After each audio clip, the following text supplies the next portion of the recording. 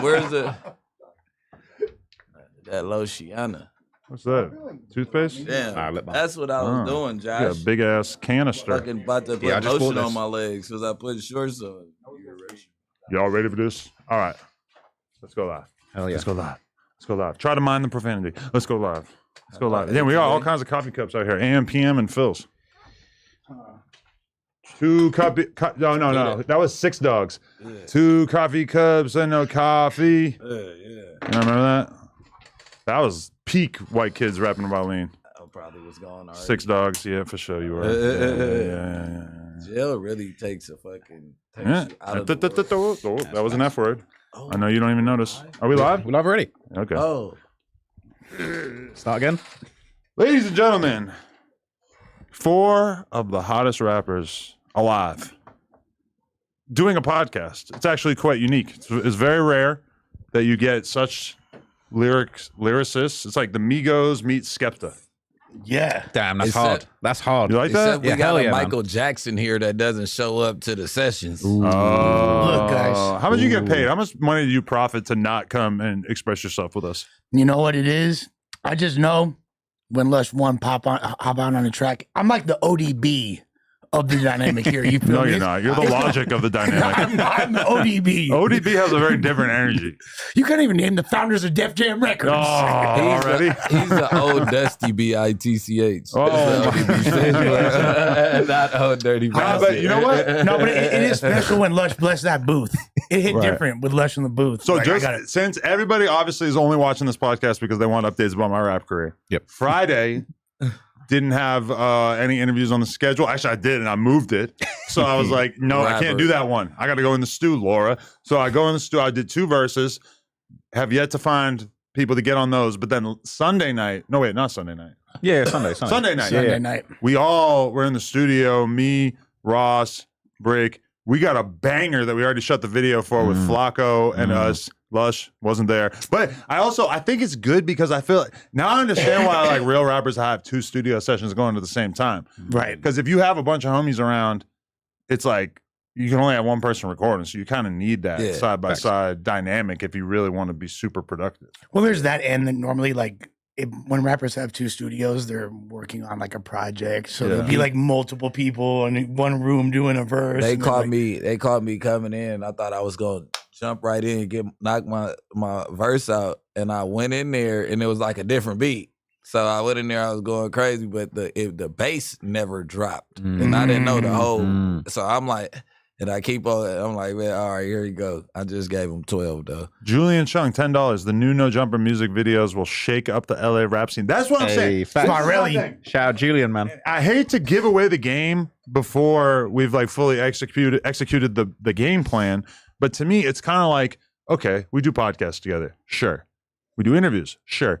Why can't we be a rap crew? Why can't we also do that? And like doing the songs gonna be crazy. With Ross in it. It's all gonna be crazy. That really made me like, oh, this is how it's supposed to be. We're supposed to get the people who are in town that we're homies with, that we mess with, we get them on the tracks. And I'm like, I'm like, okay, Orlando Brown comes to town. How do we not just do the interview and then send him into the other room and be like, listen, we need a hook. For sure. Go babble into that mic for a while. For sure. And then we'll figure something out. Yeah. But it is technically, it's complicated because it's like, okay, well then we want to shoot videos. We kind of got to be like on it, Yeah. Or you have to accept like a lower standard for the videos because it's like we could have Orlando shoot his chorus. Let's say he does a hook. We could have him shoot the video for it right there. But then obviously to the fans, it's going to look kind of different. I mean, podcasts like barely make sense from like a financial perspective. Rapping, I'm still really kind of having a hard time wrapping my head around how this is a profitable endeavor long term. But for the culture, I think it's valuable. It's very important. It's for the streets. But more than anything, let's keep it a stack.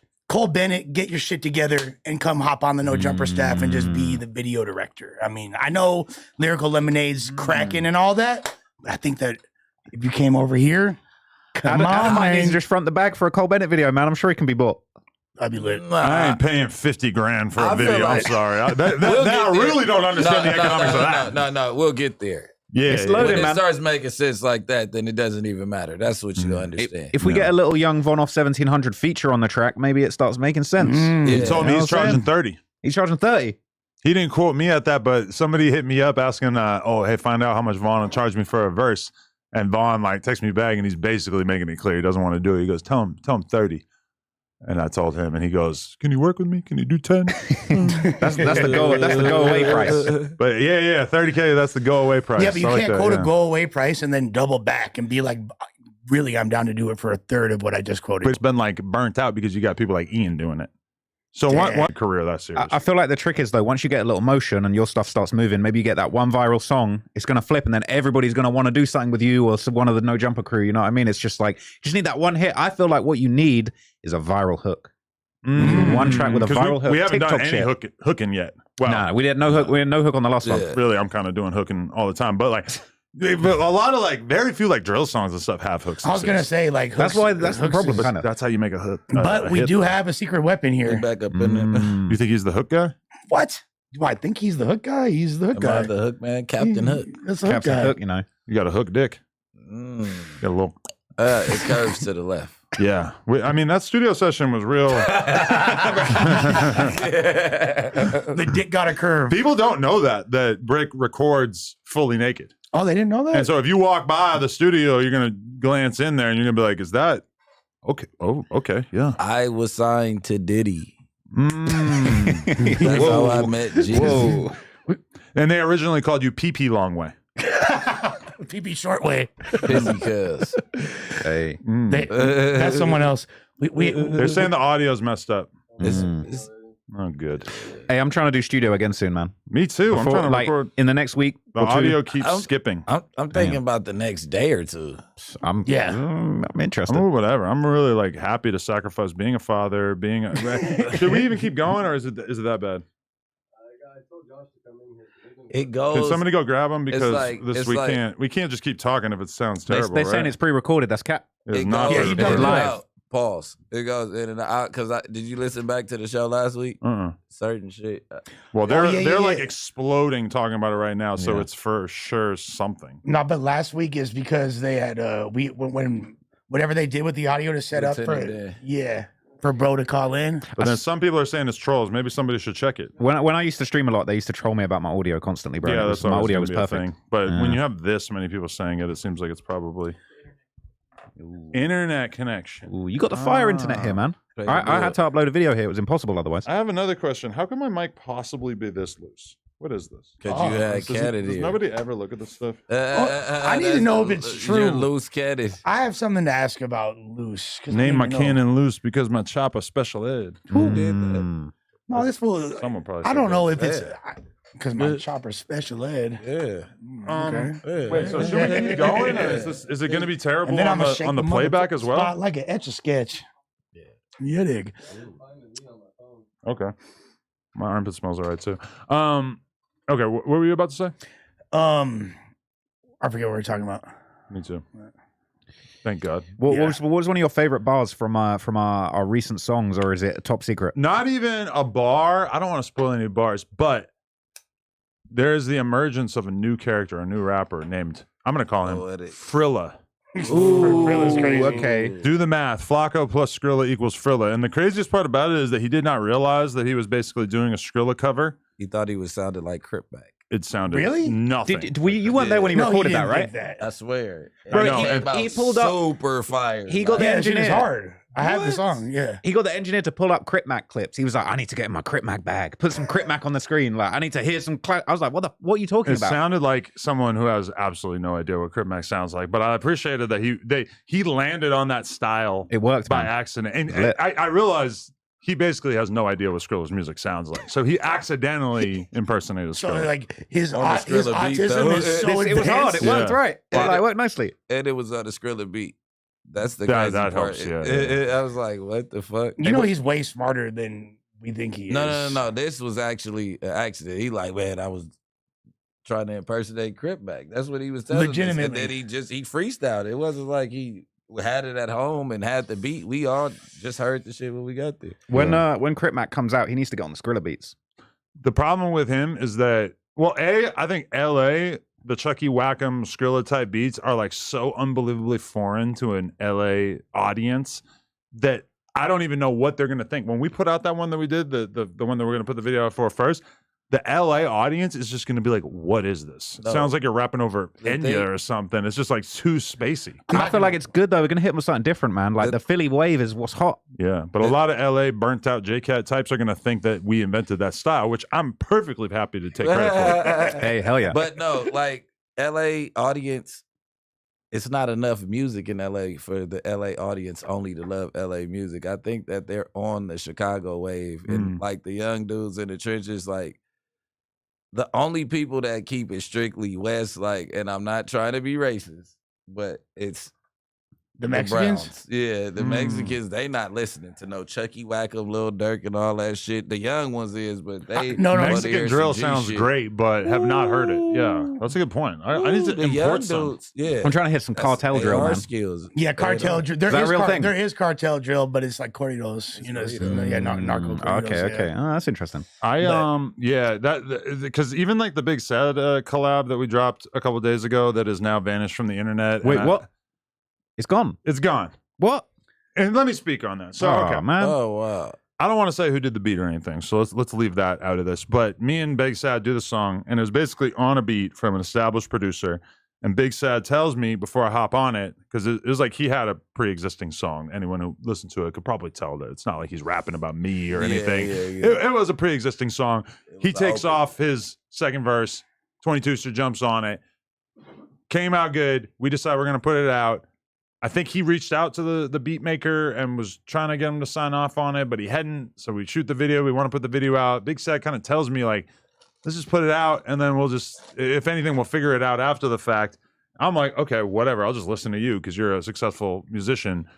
Gets taken down 3 days later. I still haven't heard back from him. I asking him what happened to it, but apparently he doesn't know. So from my perspective, from now on, I'm not hopping on any beats unless I'm like absolutely confident that we're going to be able to clear them. Especially from a known producer. Exactly. And I'm only working Paco with got jeans. 17-year-old Lithuanian, you know, like I'm only working with people that have like extremely low standards from what they expect from their music. Like even the other day I met Juvenile. And What? Yeah, at Kev's studio with Manny Fresh, and That's a big flex. I They're was like- supposed to be there. they're Fuck like, you, bro. They're like, what are you doing? You're like, not what are the homie, bro. Okay, okay. Sorry. Yeah, just too much of a response right there. What the fuck was that? But I'm like, they're like, oh, you need to get a beat from him. I'm like, no, I don't know. Anyone who's charging like many thousands of dollars for their beat, like, hell no. I don't want to play that game. What, Manny Fresh beat? Manny might have. I would assume he's probably up there, right? Yeah. He's been doing this since people used to really get rich. Though, if it makes sense, they get their money out the back end. You got to just holler at them. Yeah. It's all about. I feel like negotiation. I'm at the stage in my community or in my career where I should be working with newer producers. But Damn. Manny, a classic Manny beat. I mean, it wouldn't hurt because then you got him pumping it up too. Like he ain't dropped a song now. He's in the podcast world. He probably wants to be a part of this world. And also keep in mind, most of these rappers that we listen to were literally conceived to Hot Boys songs. So it's like in certain instances where a producer knows that the artist is gonna really promote the song and try it, which you do with all your records. You have the platform, you overhype them, you do what you do. I see a producer taking less on the front end from you and working more with. You get what I'm saying? especially You if got it's more to offer. especially if Makes it's an sense. older Yeah. producer that's potentially wanting to reach a younger demographic and tap in. Does Manny Fresh even know who I am? I don't know. Juvenile seemed pretty hyped. I'm sure he did. I told him, I'm like, you are one of my goats, Yeah, he's one of the For sure. ghosts, hands down. which I feel like he appreciated that. I don't know if that's the kind of thing that people would lie about, I think. But for me, He started Juvenile's twerking. up there. He's like one of the reasons we have twerkers. Yeah. Yeah. He's the first down south rapper that I was like, oh, this guy's fucking sick. Hard. In like 5th grade, 6th grade. Yeah. I That was like, song, Ha. oh, huh? Yeah. Oh, this shit is sick. Even though it was like so unbelievably foreign to my ears at that time. Oh, your dick get hard, huh? You been fucking with them bras, huh? You filming a lot of plug talk, huh? I should have just asked Juvenile for the feature. I'm gonna start asking everybody. Yeah, you should, man. You The should. Juvie feature, and I'm pretty sure he would have been down. And the thing is that like I think rappers are like happy to get paid for a feature, whereas rappers a lot of times for like interviews, even if they're getting paid, it's still kind of like like whatever. So I'm like, roll that whole thing together. Now we're talking. I feel like they would, like you're talking about the producers nowadays in this era. I feel like some of the hottest producers are these random like 16-year-old kids just in their room. They don't even know accidentally. So I met this kid, this guy. Shout out my guy Chris Rich. I met him online. He sold me some beats for some random back when I was rapping a little bit. This random mute from Wales, if you know where Wales is. Okay. Yes. Right? Yeah, well. Just some 15, 16-year-old kid. And within 2 years, he was producing for the biggest rappers in the UK, charting songs, like huge. He's just a kid. He was hitting me like, bro, how do I manage this money? I'm making like insane money. Really? Fucking balling off of it. He's like 17. He's like, bro, I don't even know what I'm doing. I'm in the countryside. What's the cultural disconnect between Wales and England? Oh, just for people that don't know, because I know the answer. Oh, Major. I was about Yeah. to say. They're Major. trashier than us. No, Wales is Or like the you? super countryside, like sheep running around, loads of land, people. For I'm sure. not saying they're backwards, but they're kind of like a simple folk. Yeah. The Welsh people, from Wales, they got a nice accent. Like it's like cute, but Right. like they're very low key. Like Welsh people are super nice, super friendly. Then you go to England, a bit less friendly. I always thought that you hit the fast forward button in your videos to make you talk faster. You talk like that in real time. Wait, you never? Is that too fast? It's No. never even like a No. 0.10 speed up.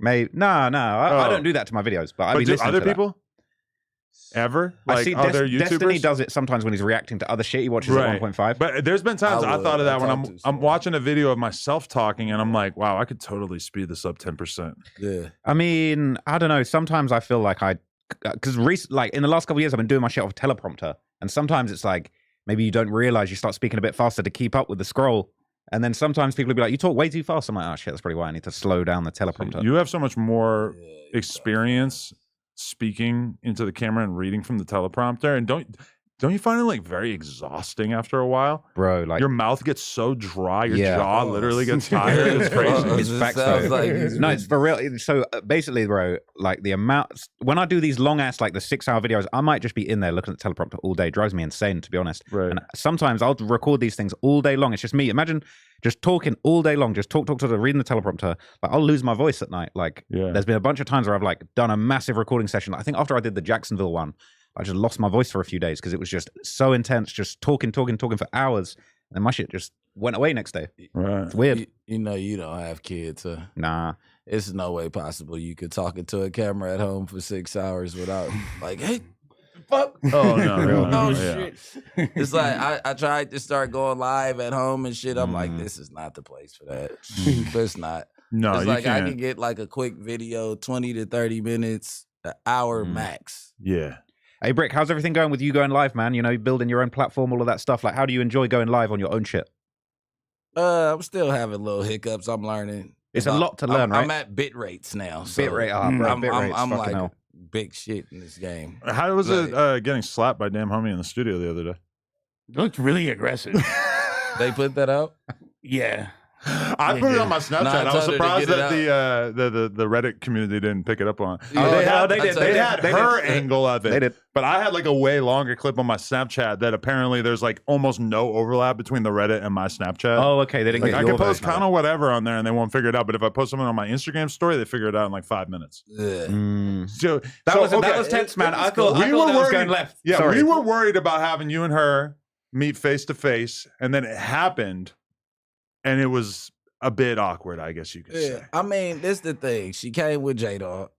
She came with my old bunkie from jail. So you catch that was my boy. And Because on the surface, it was like, oh, she just pulled up with two rather large bloods. Yeah, Yeah. I went outside to meet. I invited her to the session. I said, "Come through, come do a cameo in the video. It'll be lit. It'll be hilarious." but Right? I was telling them to let him in anyway. I didn't even know who she was with. They No, kept no. like, man, let them No, niggas in. Bricc was Let ready. them That, in. I was worried, and then Brick's like, "I'm ready," and I'm like, Okay, what's this I'm going about to give be? you the exact quote from Bricc. He's in the studio, and you're like, oh, there's some guys with her or whatever. And Brick's response, but he's not thinking about the fact that he's speaking into the Oh, mic. the So mic they- was the mic on. was they on, could bro. hear it They not told only me in the after. studio, but in the hallway. And his response was like, I don't give a fuck who she with. I'll blow them motherfuckers down. Damn homies. And to make it worse, we're in a studio full of fake guns. This, bro, Oh, this is should what I I'm even saying. say- I don't want to say that. Damn. Oh, I No, just aired it out. no, Oh, bro. yeah. They're gonna know that RPG weren't real. All Yeah. all guns in this video are props. This But time they actually were. Yeah. Nah, but I wasn't tripping because y'all said earlier, like, damn, homie might be coming. I'm like, Adam, I'm probably not supposed to know this, but I ain't tripping. But you also were like, what am I going to do? Beat up a girl? Yeah. Like, I'm not about to beat no girl up. Like, it is what it is. I talk to her when I see her. Then I'm like, it's not the setting to where, oh, I'm a backdoor or have some girls like, we having fun and shit. Like, if that's what y'all want to do, like I said, man, that's a female, bro. You know what I'm saying? She got to take that up with God. You know what I'm saying? The shit that she do. I can't, it's not worth fighting. But when she was talking tough, we had already squashed it. When I was trying to get the girls to get her at the hotel room, you know what I'm saying? We had squashed it that night. Like, look, there's a lot that just went left really quick. You didn't know that? No, I didn't know that part. Oh, okay, yeah. So, like, the last time she was out here, like, somebody spotted her at a hotel. So I had the little homegirls. They was close by. They tried to go over there or whatever the case was. And we got to the bottom of it. And then I'm like, you a female. You just, like, from the East Coast. Is she from New York or something? Yeah. Brooklyn. Okay, so it explains the aggressive suck my dick type shit. And that she's she Russian, be fool. I mean, they're like the Russian New York, man. She, you know what I'm saying? She's so tough. it's like you can't talk to a nigga like that. Like, you know, especially a nigga with an ego like me. Yeah. You know what I'm saying? I'm not gonna lie. You might could get away with it with somebody else, but I don't feel like a female can she get came away. through like a hood trophy. She's with two bloods. She's wearing all red. I'm like, what is this? What's going on? And she was gonna stay. And then she didn't stay. In the studio? Yeah. Why'd she leave? You ran her out? I don't know what happened. Nah, she didn't feel comfortable without them. They was about to leave. Oh, they were leaving. I'm like, bro, sit your ass down. So We when good, you guys good. filmed that video or whatever, with her like playing It was a slapping you or skit. whatever, yeah, but that was after you guys had already squashed it, and that's like It was in the middle. Okay. We were squashing it. I think we stepped out to like, or were you guys already doing something? We were about to film We something. were doing her and then- cameo for my other video in the hallway. Yeah, And I then- had popped out the booth for a Yeah, second, yeah. and I just went out there, and I'm like, shit, I'm interact. I ain't tripping, bro. It's a girl, bro. And then it's like, I'm always known for doing bullshit, so it's like I'm not about to be on no bullshit. Like, you stay in your lane, I stay in mine. I think that she's more comfortable with the fact of coming to LA. I don't know how Church feels about it. He didn't ever say anything to me, but you know. Wait, do you feel like when she was like doing all that, did you feel like it was all good, or do you feel like there's? I told her to slap me harder. At first, she didn't want to. Were you getting kind of turned on? That's what I'm wondering. I feel like you were. You're a freaky loke. I still want to hit. I feel like that was Same. like We all do. Yeah, really. I mean, Probably. who doesn't want to hit? she's a beautiful girl, but I'm in a very, very exclusive relationship that I'm happy with, so I don't want to fucking know. Yeah, you're Yeah. fucking terrified. I'm You're gonna married. get slapped when you go home. yeah. Yeah. I know that response right there. Yeah. I am in a committed relationship. I'm in a relationship where I can say, yeah, I would like to clap her. Well, Sure. it must be nice. I'm in a relationship where she better be lucky that I'm motherfucking saying it and not doing it. You know what I mean? Right. Because if Yeah. you weren't I love in the fucking up. podcasting space, beating her ass would be kind of normal, right? What? In the hood, beating a bitch up is just regular shit. Encouraged. I research. You guys want some? I was going to ask That's the you, process Adam. Like, stuff. I What's wanted in to. there? This is what I was going to ask earlier. I remember now. How has it been? 2 weeks, Yeah, pretty I was like, my much little sip. sober. This is a different vibe. You want for a second Adam. sip? How do we feel? How do I feel? Honestly, like I still have been messing with the weed pen at night and stuff. I'm kind of like amazed at how I only have to hit the weed pen a couple times and I can get like significantly high. And it kind of makes me feel like, damn, like smoking all those spliffs for all those years was really kind of unnecessary. I feel like just having a break from the tobacco is great though. Like I just feel like that's the thing that I like was kind of dealing with. So it feels good being apart from it. But then at the same time, it's like I'm looking at those and I feel tempted, but I'm not doing like I don't know. There's like a wall in my head that's like stopping me from doing it.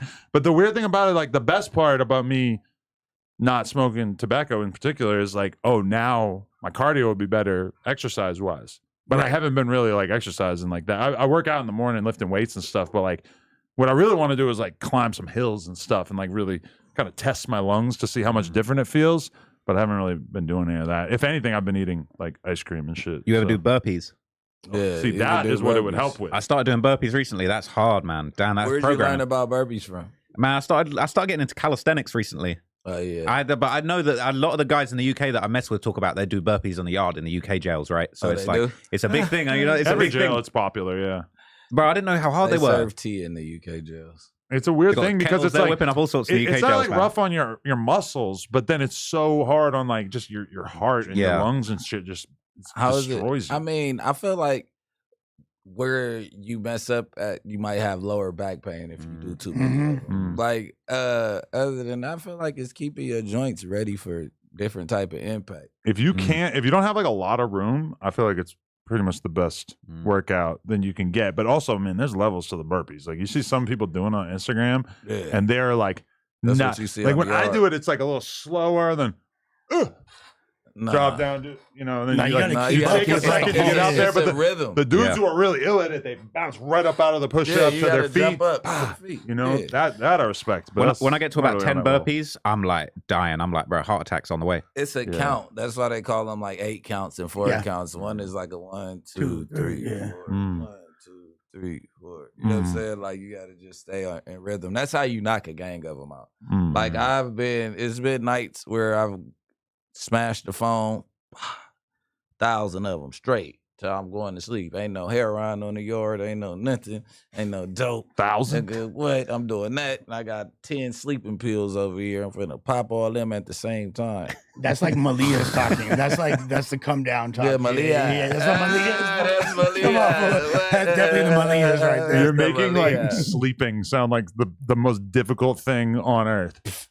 When you mad in jail, you've been sleeping, you sleep so many days. It's like sometimes you just be working out. Like fuck it. That's why you come out so ripped. Sometimes that's like aggression. Yeah, but do you feel like do you miss any of the like actual mental effects of smoking, or is it just? I feel like I'm getting it out of the pen in terms of just like making myself a little tired and like laid back at the end of the night or after I'm done doing podcasts or whatever. But do I miss smoking spliffs? Yeah, for sure. But I feel also all right. You know, I'm almost 41.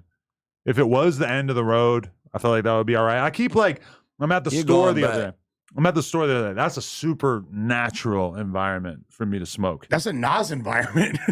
No, because I put a stop to that. I told them they weren't allowed to do Nas on the job anymore, which was going on for a while. That's a good call, man. Sorry, Gunner. But I don't know how much he does on his spare time, but I had to say that at some point. Like, I think that the main employee at the store doing nitrous their entire shift. Not really. I don't think that's for the best. Well, how the fuck else do they fidget their way through the shift? Facts. Kendama. Fuck.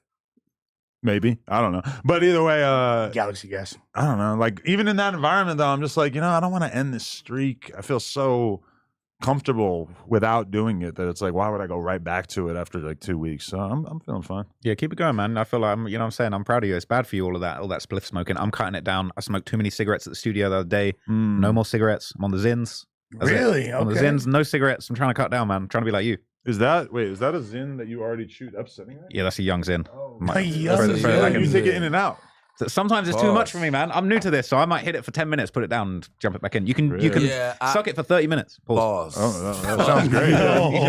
I knew I messed up, man. You could totally suck it for 30 minutes. Yo, did you just make a pass?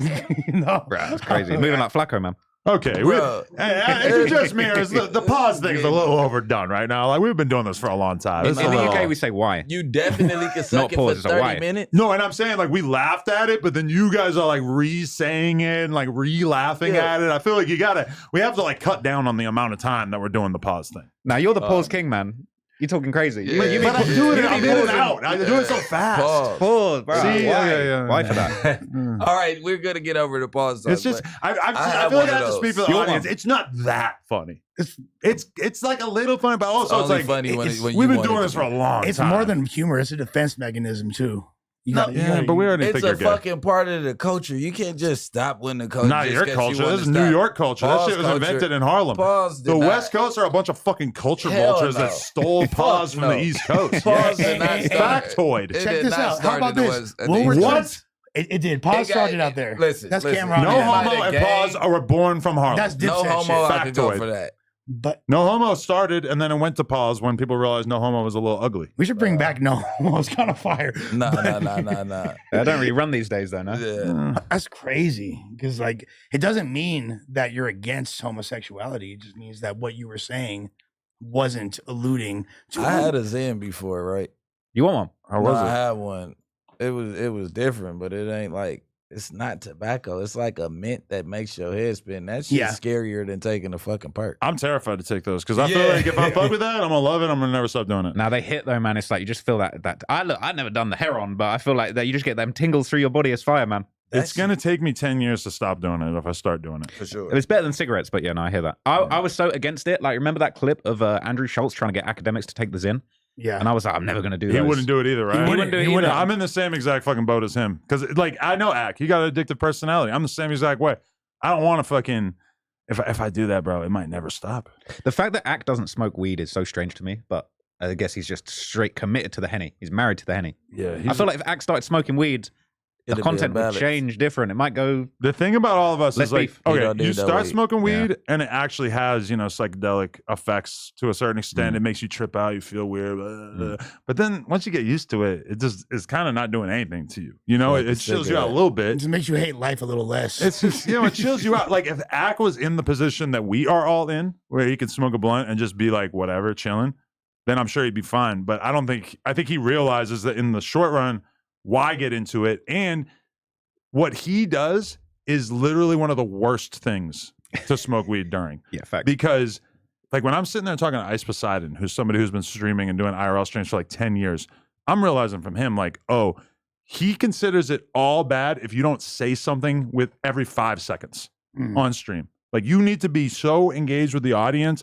that you're saying something every 5 seconds. Weed is the ultimate thing that'll have you just like quiet to yourself, shit like that. So I don't think it's wise to get into, especially if you're a streamer. With the comments as well. I remember when I used to stream more, I hit an edible once before the stream. I was like, that's all bad. I was like, I've got this. And I started seeing the comments and it was just like, oh man, it was just too much. And it was just like, oh, I need to shut the stream down and go to bed. This is crazy. Like, I'm worried about you though when you go, if and when, because I know that, you love it out here in LA. We've adopted you. You from here now. You appreciate feel me? You that, from man. Clemson Street. You feel me? Ooh. But with that being said, there's a lot of cigarette smokers in the UK. It's so normalized in your culture. I feel like when you go back, they're gonna be looking at your Zins crazy. They aren't gonna be. The Zins aren't really popping out there, so this is kind of exotic for the UK. Yeah, but the cigarette culture is way more popping in the UK because I feel like in LA everyone's kind of anti-cigarette, anti-smoking. You're kind of dirty if you do it. Right? American cigarette smoking has just fallen off so much over the years that like. If you are a person smoking a cigarette outside the bar in 2024, people do kind of look at you like you're a little edgy. You're on the fringes of society. In the UK, it doesn't really buy you anything. But you can have a flume and you'll be good. You totally. Let's love a flume. Love flume. I see you shilling that too. Fume. No. Fume. Oh, I love a fume. I got one here. Hang on. Oh, yeah. Demonstrate. We're not even sponsored this week. I would love to see you demonstrate it, though. Hey, man. Listen, I think it's positive, man. You know what I mean? There was a period when I was getting off the vapes. What a crazy coincidence that we both love fume. I fuck with fume. And the flavors, oh, man. So many good flavors. Do you feel like it's more acceptable in society to do That's a fume? So, look at this. This is... Okay, the other ones were called flume. It's like an anti... That's weed, though. No, right? It's good. It tastes nice. I'm all orange vanilla in there. I've been fuming all day. Looks like a black. That's a little bit more manly right there. Yeah, it's got like the control the black amount. People who haven't paid attention to our ads in the past right now are watching this like, what is he doing? Just sucking on a random piece of wood. Tryfume.com/trapmoreross, man. You got your promo code there. Go and get your fume, man. Get off the vapes. That's right. Off the back with it. Off the back. That song's hard. We've been saying that in the house all Off the week. back is huge, right? Like I thought we were like kind of like after Crip Mac, I didn't think we were gonna find any like new cool LA slogans. All you had to do is go 10 blocks down. But I saw you trying to say off the back to Vlad, and it's just not landing because he doesn't know what the fuck you're saying. Yeah, but you're like off the back, and Vlad's. Yeah. Excuse me? He ain't been through Crenshaw the Fig, Vernon Avenue. He don't know nothing about Vernon Avenue. Nigga, off the back. Off the back. Crenshaw the Fig, Vernon Avenue. Definitely. Okay. I just want to throw this out there. Sharp dropped a diss track. We don't know why. Hard. We don't know where it came from. Can we react, or is that you haven't heard it? I ain't even heard it. Oh man, I've been too busy dissing Sharp. You know what I'm saying? Doing my own disses towards Sharp. Probably have to go in the other room. I think I dissed Sharp in one of the songs. Yeah. Did you? But that are out? Maybe it was the one. I don't know. I wrote a Sharp diss. Maybe I didn't record it. It's coming. No, bringing out Damn Homie was the Sharp diss, basically. Yeah. I think that's what he's preparing for. Is he thinks that we have some crazy Sharp diss coming? Wow. When in reality, I don't know. You know, it sucks because like this is my sport. The way the way you are with the gang shit, that's how I am as far as like competitive rapping. You know what I mean? And so I welcome nothing more than known rappers trying to catch this lyrical fade because you're gonna get this work every single time. But the thing is, the song got to be tight for me to like. The people got to function with it. Right. And then maybe, but if I'm bringing the song more attention by merely mentioning it, sorry, folks. Yeah, to me, that was one of the worst songs I've ever heard in my life. This is the only lyric I remember from it. Is like he starts a bar and goes, "I'm styling."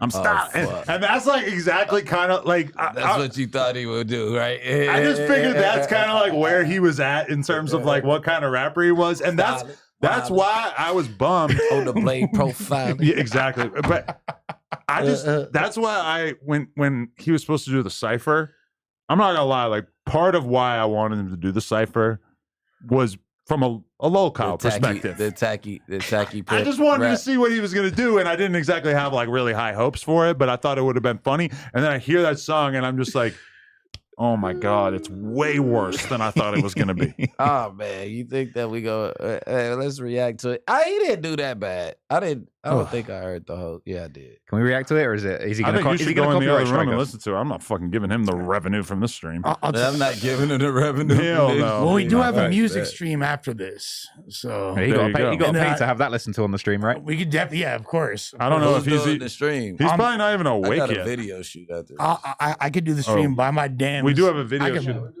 Oh, so it's we clapped. All right. Yeah, we got a video shoot. We'll reschedule the music stream for a later I day. am a little surprised that Spiffy Luciano made his way onto the track. I thought he was my friend. Yeah. That's where I heard it. Because Spiffy, last thing I heard from him was like him really, really wanting us to hang out with him when we were in Atlanta. Begging. you said begging. To me, I was like, wow, Spiffy, like I've been watching you really go after my attention and my, promotion for all these years. Me and Dejan did a fucking interview with him. So I was kind of surprised to hear him on that. Now I've noticed Spiffy has not promoted the song in any way on his Instagram story or anything like that, which kind of makes me feel like he was almost like a unwilling participant in this. I mean, I think I'm not sure he was how that would looking work, for but exposure in any form, but then he probably doesn't want to put it on his story like, maybe I could get it out. Adam doesn't hear it. I don't know how he would think that would work. Yeah, but but he was why holding do the back. song and not promote it though. It didn't feel like a lot, but then he also mentioned my wife and everything. So that's, it's like, I get it. That's what everybody does. But at the same time, that's how I guess blacklist. Spiffy. Cut off. Yeah. And to be honest, you're relying solely on Boosie now for promotion, I guess. And on some like purely objective shit, like make some Kool-Aid. Like the thing is, like Sharp, he's not a rapper. Like, so I can't really, as not a rapper, it wasn't terrible. It wasn't bad. Yeah, it wasn't. He did. Bad. You know what I'm saying? Like for not a rapper, as a not rapper, like that's what I'm saying. He did. Okay, but cool. If you're gonna put me in the cover art, I would expect you to like at least try to like land a bar or two. Well, this is what I was gonna say. I can't even remember if he had a bar. I don't remember it. I didn't like when he alluded to your daughter. Talking about my daughter. Especially when you have, he's got a whole shitload of kids he ain't taking care of. I'm a great dad. Oh, fuck. That feels like kind of a, if I wanted to mention that, I have so much to go on. Oh, shit. You have estranged ex-wives. I have girls in my DMs telling me that you were beating them and, sex trafficking them and everything. To me, I wouldn't want to mention my kid if I were you, especially since I'm a consummate father. You seem to be having a hard time with the whole fatherhood thing. I guess I'll just leave it at that. Save it for the verse, man. Why?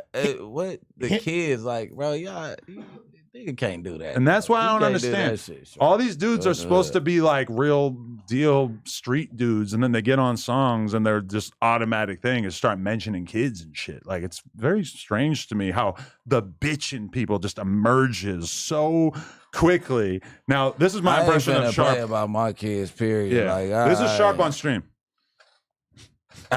Just speed it up 1.5%. goes into a rant about something that he already said like 30 minutes earlier. And then just back to rocking. It's like he really needs a rocking chair. Like he doesn't have to. Like there's a device that enables this. You don't have to just rely on your computer chair to do this. And then but then this is what he also seems like he gets up every 5 seconds and goes and gets some ice from the fridge. Like, bro, there's a way around this. You could have a fucking ice machine right next to your desk if you really wanted to. I don't understand, but I don't know. People like. I gotta give it to Guilty because Guilty just clips the best moments on his Instagram stories. He be watching. Shouts to G. I'd be getting most of my tidbits from that, but yeah, I don't know. I mean, honestly, I just feel so bad for the Sharp thing because he just seems like he's just not well. Well, yeah, like fools are not. Like we're having fun, we're making our own music. He seems like miserable. No one's dissing, no one's and that's dissing, what bro. when he said that he had a song coming with an LA artist. Honestly, like I was racking my brain trying to think of like who he would get because it doesn't seem like he has like friends out here. Really, well, it would have been tight. Sugar Free, DJ Quick, but maybe he does a song with Frosty because him and Suspect don't get along. I'm just saying that would be the power moves. It didn't have to be a diss song, but I guess he bringing the Crane Crusher back out. I don't know. An LA artist, yeah. Spiffy. I'm trying to look up Sharp's social blade because I'm really trying to understand like how much he's come up off of the whole dissing because I feel like to be fair, his YouTube channel's kind of moving now. It is, but obviously it's only going to move while this beef's going on. But I'm trying to see the social blade. He's gonna be back on Dejan mode pretty soon. Like a 10 pack or something. He probably got a dime or something. A little something. We actually, I've heard dollar amounts thrown around, but I'll just say that I seen a dollar amount, but that was like a week ago. So.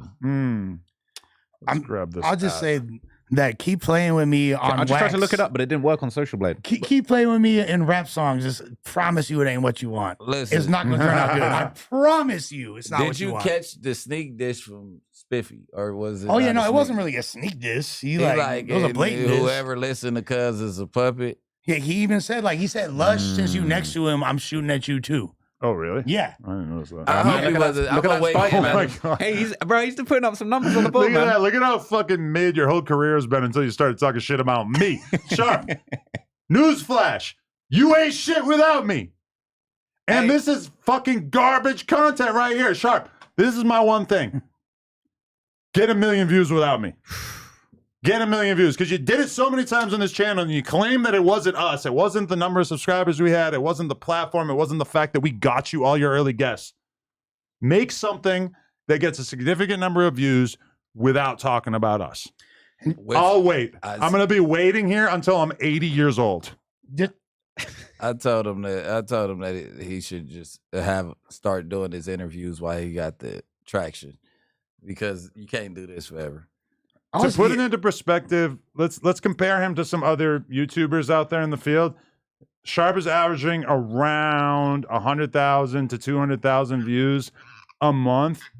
To put that in perspective, somebody like AD or the Fig Munity channel is getting like 1 million or 2. Mm-hmm. Yeah. So they're doing like 10 to let's say 10 times as well as you, Sharp.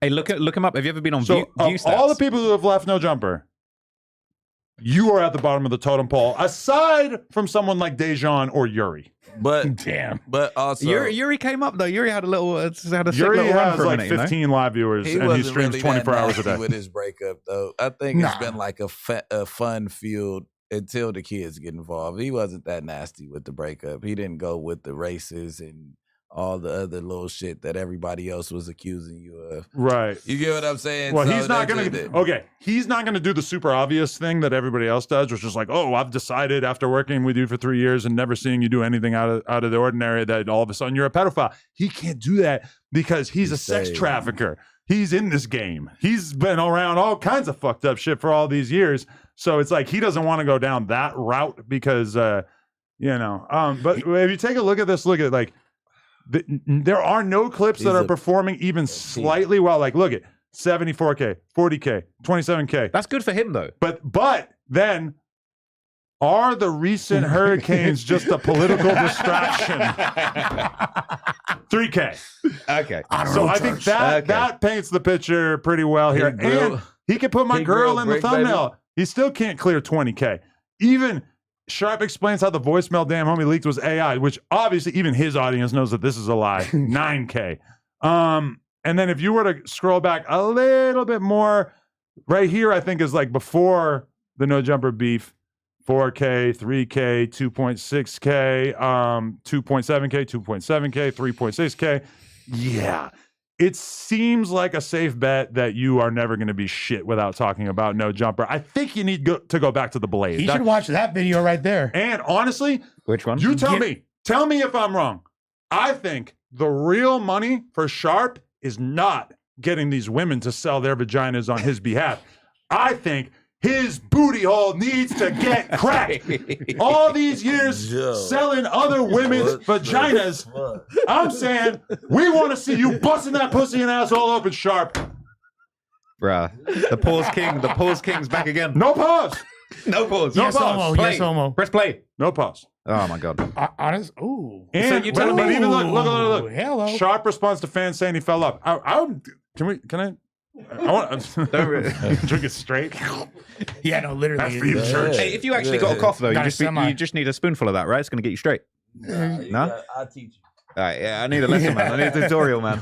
You don't need a cough. No. Common misconception. But he should watch his video that says Sharp gives game on how to overcome depression. You should probably watch that video he made a month ago. He is in the throes of depression right now. It's just like, look, make as many diss songs as you want. You just look like a fucking hyena right now, bro. You're giving ex-girlfriend as fuck. Yeah. Like, bro, move on.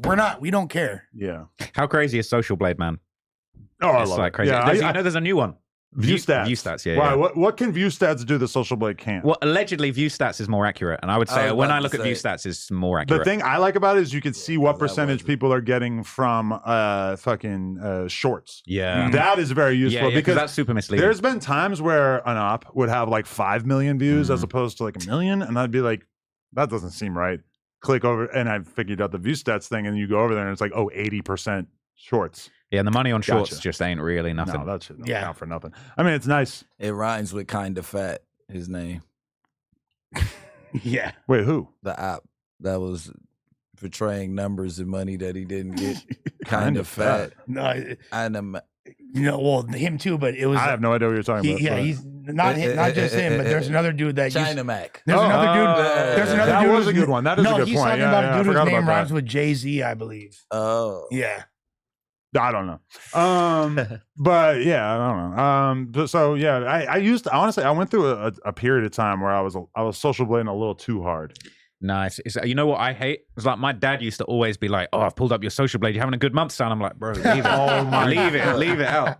And he thinks he knows how much money I'm making. I'm like, Social Blade chill. He was treating you like you was on a blade. No, but- Social Blade, like, hey, there's a I bar heard you made somewhere some there. money on that blade, man. no, for real, bro, for real. You know what I'm saying I've seen you getting social on the blade. he's looking for a little. Something quite depressing about your social blade. Yeah, check the stats. We see you getting social on the blade. Yeah, you're trying to get a taste of those stats, man. Hell no. Jesus Christ. Yeah, it's crazy. But okay, so we talked about that. Okay. Ooh. We have another topic that I would like to throw out there, which is there's a war. There's a war going on outside no one is safe from. This is bad. This is bad. Dumb bum. Dumb bum. In the words of Flacco. Flacco and Dejan are at war. Basically, Dejan is throwing out accusations that Flacco is, I don't know, zesty. Oh. It would seem. He's painting a picture of Flacco that Flacco does not appreciate. Big Frilla is not appreciative of this. Frilla, you fucked or what, bro? Did you fuck Dejan Paul? I heard the recoil was just crazy. He did Yeah. say award-winning recoil. Hall of Fame recoil. Hall of Fame recoil. And he There it is. sweated when he says, I walk behind you every day out the door. I'm like, oh shit. Wow. He said We could rerun that clip. It was crazy. It was crazy how he expressed his love for the way that Dejan's ass shakes. I mean, he has a tough fight. He wanted that grippy. Yeah, I don't know. Flock, I hope did you fuck? Because I hope you didn't. Flacco the Diddy around here, I man. didn't fuck. Flacco Did might you? be freaking off. I feel like the odds of Flacco wanting to fuck someone who has almost the exact same body shape as him are pretty low. Maybe Don't that's you think? why, though. Maybe he loves himself so You much. never see two big fat dudes dating. Yeah. It's always like one tall, skinny guy and then like a fatso. Well, it's not practical. Like the whole physicality You of it got to doesn't sit really. that stomach up. Imagine that. Oh, Yeah, what the fuck are they doing? But I mean, you don't fuck from the front. So all it takes is like one dude to hike his belly up, right? I don't know. Who would you see as the top in that little? Flacco definitely. Flacco Definitely the top. For sure, Flacco's For hitting sure. it. He's busting it down. Dijon seems mad submissive. Yeah. He's definitely the sassy feminine He's version. defo, for sure, zesty, yeah. man. Oh my gosh, that you're covering up my camera. I don't want that to cover my camera, Stat. Yo, so people at home, I feel like this beef is not as big as it should be. I almost gave him the real deal viral package, which would have consisted of me basically making this clip go viral by getting people to post it because I have a whole network out there. But Flacco has a video that he made. It's one of the best. It's like one of the best videos in YouTube. This is the best video that he's ever made, in my opinion. It's called This one, yeah. Dejan is getting fired after a huge meltdown in Fig Community World. I would really recommend that everybody watch this afterwards. This is probably the best content that I've ever seen out of their universe. Much respect to them. But this is one of the craziest things I've ever seen. For those who don't know, there is a Figmunity news morning show type thing. It's called Fair to Say. The primary host, I think, was Stet, Heather's former lover. And they brought in Dejan at a certain point. Baby daddy number 2. Baby daddy number 2, for sure. And they bring in Dejan at a certain point, and he becomes part of the cast of characters. And it seems like he's kind of getting on people's nerves. I believe the other seats are sort of up in the air. They're kind of swapping out hosts and stuff. But there's a dude named Scotty who I didn't really know about prior to this, but he has earned my respect. He held it down in that clip. The way that he was talking to Dejan really... I saw his energy and I liked it. So I fuck with him, whoever the fuck he is. And then you have Illa, who walked away. I don't know. Wait, what? I said you love frenemies. I do. But do you know anything about Illa? Because the only thing I know about her is she dated House Phone. Illa's actually cool as fuck. She's Illa cool. Yeah, she hella cool. Like Illa from the Bay. I fucks with her. Okay. So yeah. But I'll take it down. But basically, if I had to summarize the events of how the stream went, basically, So Dejan has a very strange way of doing content. And actually, my main experience with this is when we did a Spiffy Luciano interview. Dejan proceeded to basically like list every fucking Spiffy album and go into like extreme detail about each particular album. And from my perspective, this is insane. You never do this because the thing is like the number of like ADD. hardcore Spiffy fans that like know what you're talking about is extremely small. wait, he actually did this? No, this is real. Yeah, you could go back and watch the interview that we did together, and he's just going into too much detail. He's like, and so then Spiffy on your third album, I felt like you did a little too much of this, and like for some reason during that podcast, he just breaks into a Dom Kennedy interview, and he's basically going through like 19 songs, I believe it was. And he's on each one, he's got some little criticism. And to be fair, it's like mega hater vibes. Yeah, mind you, he already posted a 4-page essay about the Right. shit. It's like he's reading like a in fucking love with article it. from a magazine but about an here's the album. No, thing. he wrote it. Yeah, Well, he wrote it to read it on the podcast, which yeah. never seen anyone do That's that. crazy. Watched 5 Go ahead. million podcasts about music, never seen that movie. Bro is super inspired by like the Source magazine era of hip hop journalism, Right. which I actually love as well. So He's for like me, keeping a diary of people that he admires. He's But then his No, like review right. on each track is like, this song was okay, but where's T-Fly? Where's T-Fly? It's just Where's random T-Fly? criticisms of shit like, oh, this song should have had Blue Bucks Clan on it. And it's just like, bro, what the fuck are you talking about? Like, you know, like, all right, Dom Kennedy is like an LA legend. Nobody's saying every project's going to be perfect, but you just look like the biggest fucking retard imaginable sitting here nitpicking each song choice. Like, and then he always gets into like the dissecting the promotion and being like, Yeah, this the album only rollout. had 4 music That's what he videos. said. Why weren't you on this radio show? Like, what the fuck are you talking about? Shut the Is fuck up. that what the dude said? He said something about the failed marketing. Like he's like, this Yeah. is like gonna be like 4 minutes and you talk about the actual album, then the rest of the time you're And talking when- about the marketing. When I heard something. Scotty saying that, I was like, "Oh my god, he's really like broken this He's down. on Like his ass. he's been around Yeah. this fool long enough that he knows exactly what he hates about him." And that's when I was like, "Oh, this is not meant to last." it was Yeah. traumatized. He's speaking from a place of trauma. Right. And He's- so Stet dives in there as he's doing his 19 song review. He's like 10 songs in, and Stet is basically, bro, you can't keep doing this, which I appreciated him being the hall monitor. Somebody had to do it. It would have been outlandish to actually let him sit there and read through his review about every single fucking song. Yes, but I'm about to Dejan, read my review. the way I'm gonna sit here and read the rest of my review. It's like it's just You guys don't even mind-blowing. do the Dejan voice right. If you're gonna do it, do it some justice. You know who's a fucking hero is AJ. Because AJ stood on business with his ass like way before anybody else did. But then, what about me though? I went hard in the paint pause with fucking Dejan. On what? What do you mean, fool? I had the whole like you look like a diabetic gummy bear, and that's when he was still over here and I wasn't here yet, and that's what like one of the reasons that led to y'all wasn't fucking with me. Okay, you was. What do you mean? There's like 2 reactions, Dick. Yeah, it is just so crazy though because it's like you get the vibe from them that nobody is under the impression that he actually got shot. They all are in on the joke.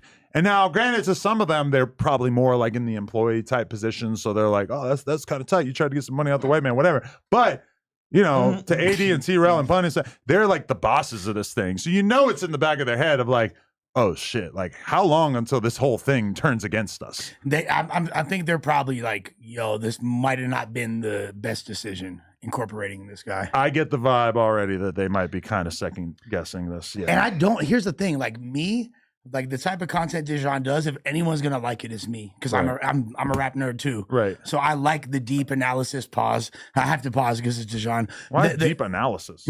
Or anal? Deep anal. What do you mean? Anal ISIS. Deep analysis. Like it's a girl. He had a cyst on his ass. Probably. Yeah. I ain't trying to see that ass, man. Regardless, the thing is, I like the type of content he makes as far as that goes. I'm all here for it, but you can't do it in an abrasive way that's gonna scare away all the pussy. You feel me? Like, you know, fools ain't even trying to. Doing a 19-song Dom Kennedy review for sure is scaring the host. Terrifying. Nobody wants to be around. Like, what are you doing, bro? Come on. Yeah. Oh. And here's the other thing. How out of touch? There's a conversation on that podcast where they're like, Why is he so who is it obsessed going to with be Dom? that's going to bring back the West Coast? YG or Dom Kennedy? And I swear to God, I was like, is this a conversation from 2012? Like, how behind the times are y'all?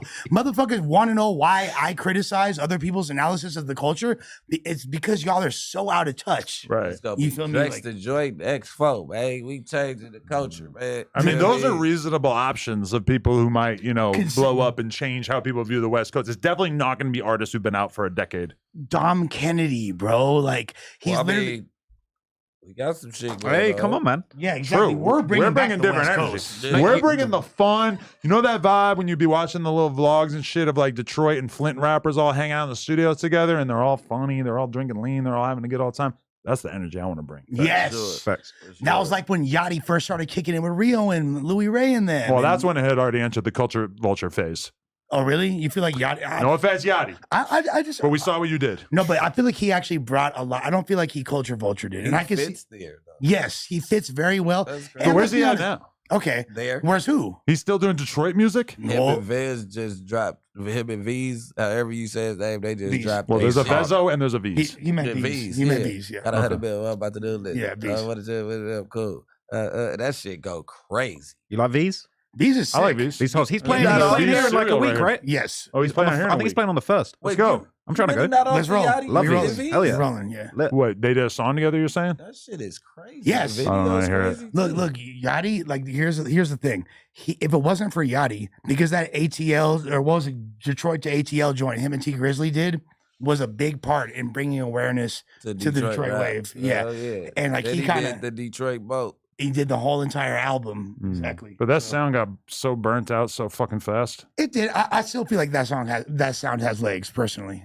That steel drum thing of just everybody rapping with the exact same flow. You listen to eight dudes on the same song. They're all using the same exact flow. They're all making the same jokes pretty much. Like, it was great for a little bit. It got burnt out hella quick. You don't fuck with the Detroit rap? I bug with it. They got to switch it up and keep it interesting. And for a minute there, it was like, oh shit, okay, this is gonna be a whole album with the exact same flow. I think you're more talking about the sonics of the actual rappers than you are the production. I'm hating on the aspects. beats and I'm hating on the rappers. So you feel like the beats are Why are you antiquated here too? to hate today? Because that shit. just being I real. feel like I Detroit, like Detroit. rap is like top tier right now. Totally. There is good stuff coming out, but it's the people who were able to take what was going on in 2022 and elaborate upon it and do different things. Look, if we're being really technical, there's no artist like in the upper echelons of the underground or like the mainstream that's rapping better constructed verses than Babytron. If I'm keeping it like really a stack from a purely technical rap perspective, He's like, good. And it's lighthearted and funny. Like I was listening to some Babytron in the car the other day, and he drops a few punchlines. It reminds me of the stuff that you're dropping. It's kind of like, oh, it's not really about murdering people. This is fun, and it still bangs. And he is sick with the flows. But you know what I think's missing? Like you say, bringing back the West Coast. I think what's needed, I feel like we got to get some producers and like invent a new sound. Like take like the G-Funk synths with like maybe some UK drill drums, create a whole new wave. And I feel like that's when we're going to be in the pocket. Saying this Feel shit that. for months. Yeah, LA's sound is a burnt. new sound. We got to create the new sound. What's the cool sound coming out I've of LA? never tapped into LA sound until they made me. I came home, they like make some LA songs. I'm like, all right, you got it. Fuck it. I'll do it. Like, I just know that sound, like, I'm not reaching for that crowd. If my shit does crack and go viral, I'd rather be on the southeast, the other side of things where you're doing millions and millions of streams when somebody likes your song. Way more instead of, wider. like, flexing 3 million on one song. Like, you get what I'm saying? But Like, who is pushing a new sound from LA? And this is that sounds me. like it sounds like LA. It doesn't sound like Chicago or New York or whatever. It's a different style. It's new enough that it's interesting, but it's not, you know, it's like it might need a little bit of a West Coast thing. Since Draco, who's it been? I don't really know. Well, I feel like Draco kind of had it with this new. He had that new style. It was like, and obviously Bricc Baby in the modern era. I but just don't drop a lot of music, but I don't know. You got to put out more music for you want to make this conversation. You're one of my favorite Atlanta rappers of all time. So. No, but it's like if you could, the way that Draco had that wave of like he had that weird disjointed flow. The beats were they were West Coast, but they were sort of just had a different crunchy kind of flavor to it that you hadn't really heard before. I feel like that's why people mess with Draco so hard. Even obviously YG did his thing, but like Draco just had something that just felt completely just different and original. 100%. And like, we need that, man. We need to come up with something like that. It's a 7-hour drive, but I feel like EBK J-Bo is the closest thing that California has to like a fresh sound. For sure. For sure. But that's not a new sound though. Like, That's Northern But there's Cali. something unique about it. you have the beat selection. And it's hot. Because it's still like if you could crip walk or do the hyphy, like anything, like two-step, you need to step away from that shit. Exactly. And this is what I was about to say. Nobody else is Hoover stuff. Because I want to put J-Bo with some of the drill type rappers that we fuck with, because I feel like if you take J-Bo and put him on a song with Chucky or put him on a song, Fire. never That mind, a shit song with Dirk or some shit, Fire. that's going to massively open up the potential fan base for J-Bo. But I also don't really know what the fuck a lot of those dudes would think. If I send J-Bo music to Vaughn, I don't know what Vaughn's going to say. I would like to find out, but I feel like there's a chance that he might just think, some West Coast shit. That don't sound like the shit that we doing out here. You know what you need? You need Chicago drill drum loop, West Coast melody loop. Blend those together. You could even trick them, right? And you could have. I got a friend that produces more like he produces like EDM type stuff, but he gets rappers on there. But he like creates a sort of dummy beat that's the same tempo and gets them to rap on something they're comfortable with. Then he completely switches it up into dance music. It's crazy. So it's like you could give Von the sort of empty drum break, have him rap on it in time and something that he's comfortable with, and then you take the West Coast kind of synths, that G-Funk, I don't know, just something that's super West Coast and blend them. I feel like that would be the one. In theory, that sounds amazing. I mean, who knows if it'll work? We need to get a producer. Herein lies the biggest issue, because fools have like low-key been trying to do certain things like that. Bitches out here don't know how to shake ass to anything except for like straight West Coast. If you're making songs that girls are supposed to like, you're fucking it up. Girls cannot listen to drill music. No, 100%. This is boy stuff. It is for the boys. Yeah, we don't want to, whatever they're doing, they can go listen to Beyonce. It's fine, but we're doing drill stuff here. Hey, And we're doing literal drills. Girls be liking the drills, man. I went to some parties in the UK. They be shaking it to the drill. Yeah, but grimy ass bitches out there. I don't know. Like on the West Coast, I don't know. No, it's completely different. And like the thing that's like the biggest thing is we got to realize at the end of the day, the West Coast had the whole synth sound, right? The whole G-Funk thing. And then LA pretty much, this is going to piss people off, bit the Bay super tough with the hyphy movement. Mustard literally took the sound of the Bay Area, simplified it, and made it more accessible. And they took away the goofy, like, you know, like extra personaed out shit. Yeah. And that became Tyga, YG, and the entire West Coast that we've had since then. And now we're stuck in people emulating these very dry, very straightforward, spacey beats that don't really have much going on.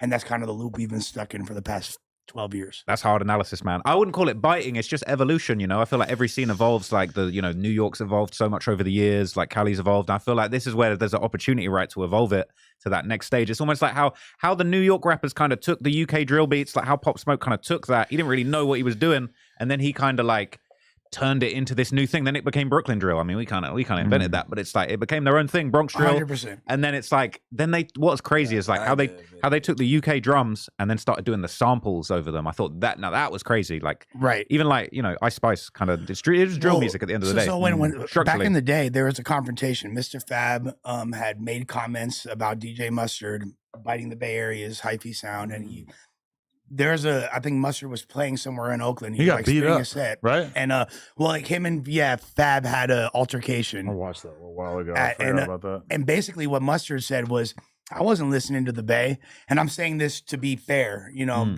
from because his analysis is different than mine. He said I was influenced by Lil Jon type beats, and that's why I made my sound. And I was like, okay, but Lil Jon had that deal Lil Jon was working with Warner Brothers and did that whole E40 My Ghetto Report Card album. So he recorded, like he produced the majority of that. He made the beat to tell me when to go. People forget that. You know what I mean? Hey, we might need to bring Crunk back, man. Right. He needs to drop a little Crunk song. I feel like that's kind of what Vaughn's doing. Because he got all those weird ass beats and like them like old real school samples kinda, on his shit. I don't know. I feel like that's like a new form of crunk. Yeah. I think we should just, whatever we do, it should be West Coast drill. Because 100%. Nobody's just doing that. So let's just take that. Let's call that. Whatever we're doing, we're going to call it that. We're going to rap on all Cali those beats. And then we'll get West Coast producers and be like, listen, you got to make me West Coast Chucky Wagon beats. Hard. Do y'all feel like the most, to me, the most drilled out West Coast song in history is that Fat Jack It's Regular remix that he did? The one that you played in front of Suspect that almost got you beat up that time? It didn't almost get me beat up, but I didn't know that him and Suspect. We did like a stream listening to all this music, and he plays a song in front of Suspect that is by like someone who Suspect was like big ops with. And it's literally dissing every single hood in LA. It's so hard. And Lush just plays it like it's all good, like it's nothing. That's throwing the rock and hiding your hands. No, I didn't even know that Bro and him had a problem with them. You feel me? Like that was a good song. It was a great song, and it led to an interview, which the day you got fired coincidentally happened to coincide with the day I got fired. I had to go do that interview the day, like hours after. Yeah, you did that like a half hour after like the homies were calling, like, "Hey, we're outside." I'm like, I just got fired. like it's a wrap. I'm still finna interview dude. Don't trip. Like it's good. Like, it was like a half-hour interview though, because he's really good friends with my homies and shit. You feel me? Like so they were there with him. One of my homies, one of my best friends, is in the interview with him. You feel me? Like right after I got fired. So okay, as long as we're talking about West Coast music, did you guys check out Kendrick Lamar going and doing an interview with Harper's Bazaar? You know. Yes. Supporting black media outlets, hip hop media outlets. You go do an interview with Harper's Bazaar and supporting real journalism. You let your label mate basically interview you. Former label. Kind of bizarre, man. It was very, very pretentious affair that was. Oh my God. I feel like reading that article, I was left with the feeling this may all backfire on Kendrick at some point because he has built himself up now to be such an elitist character in the space. And I just don't, I think at a certain point, people are going to realize like, oh, like we really trusted this guy and that it's just not really panning out. Because to me, that interview had so little substance to it, so many words and so little actual like deep provoking, thought-provoking sentiments expressed in it. And I feel like that's largely the sentiment that I've been seeing from other people as well, is that very few people seem impressed by this. And my question too is, Elliot's all on Nicki Minaj for going and doing content with Kai Cenat, right?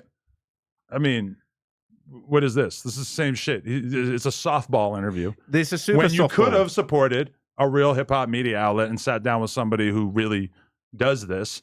It was the ultimate situation where he's like shielding himself from any kind of tough questions or any, like, you can't imagine him going on the Breakfast Club for sure. No because way. Even So Charlemagne that shit up? would shit down his throat if he wanted to give those kind of bullshit ass answers. You made all that shit up about Drake, right? You was capping, right? That's exactly.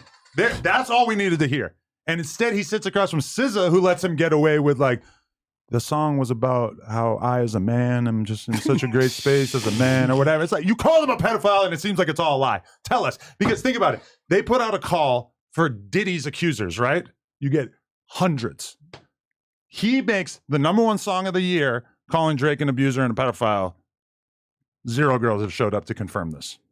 All they can go on is like a video of him bringing a chick on stage. About in the song. Come on, that's the only thing of substance he talked about in the song. It's the only thing people care about. It's because of where the beat dropped, A minor, and all that. Okay, but the only part of the song that really connected people that anyway gave a fuck about. He kissed A minor on camera before. Yeah, we're not gonna act like he's beyond reproach. Why does Sadie Perry text me? Kendrick's been on the Breakfast Club. Yeah, no shit. A decade ago. Yes, I'm fattening. You're abusing your text privileges, Sadie. Thank you. Thank you. Thank you. We really needed that. No, these softball interviews, like they're so pointless, and it's interesting because it sort of relates to what I do in the sense that, like, you ever see Travis Scott's Netflix documentary? No. It's just the biggest whitewash ass kiss fest about Travis. It's like, I've made my own documentary. We're not going to talk about anything bad, and that's why it's like when I do things. He's got 10 bodies.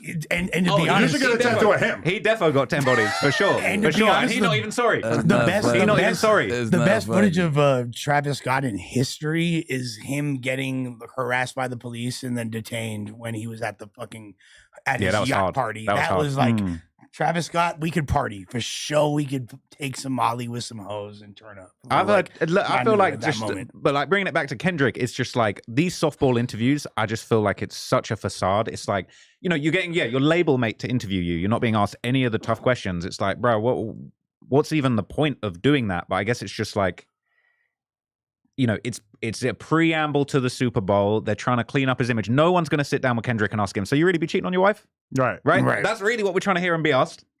And it's never going to happen. And it's just so calm and calculated. Like, I could see Drake doing a tricky interview and actually answering some of these questions. Because they're going to sit him down and be like, you got another kid? He's going to be like, no. Are you a pedophile? He's going to be like, no.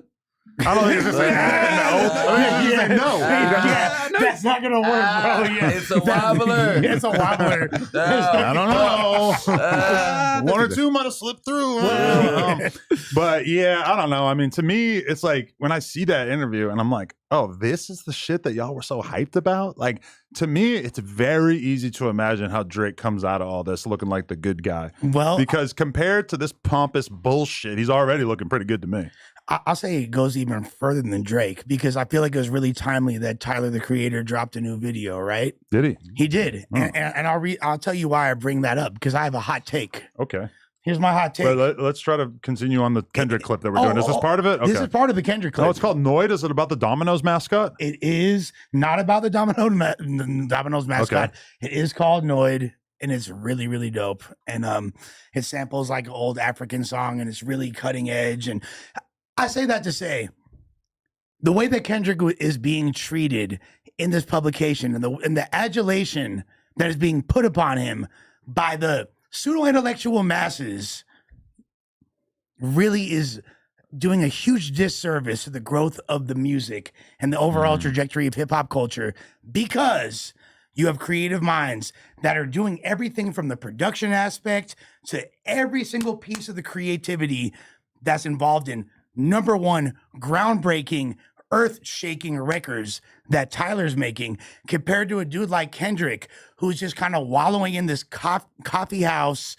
pseudo-intellectual psychobabble and just kind of just mindlessly pandering to a certain demographic to try to act like you're this musical savior when in reality we have far more creative people making damn near comparable impact that are not getting the respect that they deserve. If Kendrick did a 4-hour Twitch stream, all of the air would be let out of this whole thing immediately. People would realize the emperor has no clothes. But that's the thing, though. It's only by him reserving the amount of content that he gives out to the world that he's able to keep up this facade, don't you think? 100%. But that's the whole thing. Him sustaining this ability to keep the mystery of who he is, like this aura of mystique that he has been really, really imperative to his success. Yes. Especially when you look at other guys like Playboy Cardi. That was like the biggest thing. We barely, until Cardi started dropping videos towards the end of last year, we barely got to see his face since 2015.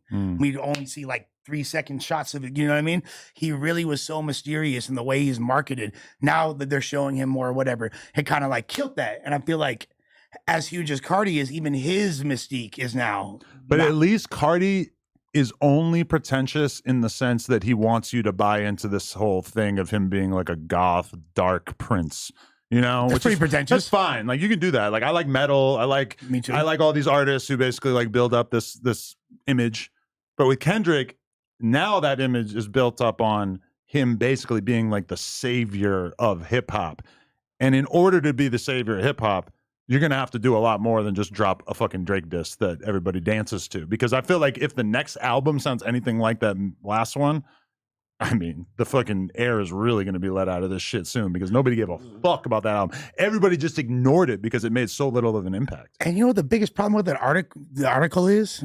The biggest problem is now not only am I less of a Kendrick fan, but SZA, who has literally the best plastic surgery of all time, you feel me? Like, I'm now less of a fan of you because you seem like such a pandering, fake, just lame ass person. I was like, damn, I thought you were super dope, but here you are trying to use like Gen Alpha slang and like all this it's giving shit that you saying and all that. Like, I don't know. It seemed really contrived on both their parts, and the fact that like, and I'll play devil's advocate and do a Kendrick defense. Okay. You just was sitting here talking about it's giving. I love that's ex-girlfriend as fuck. But she can't say it's giving. We all say it's giving. Come on. No, It's just like making fun of girls. No. It's giving. Like Fair enough. Fair enough. Like, Fair what enough. are we talking about? No, it's more. That's not the best example of what she was doing. Yeah. That's what I was about to say. Yeah. You could have made a better example. That wasn't a good example. You're right.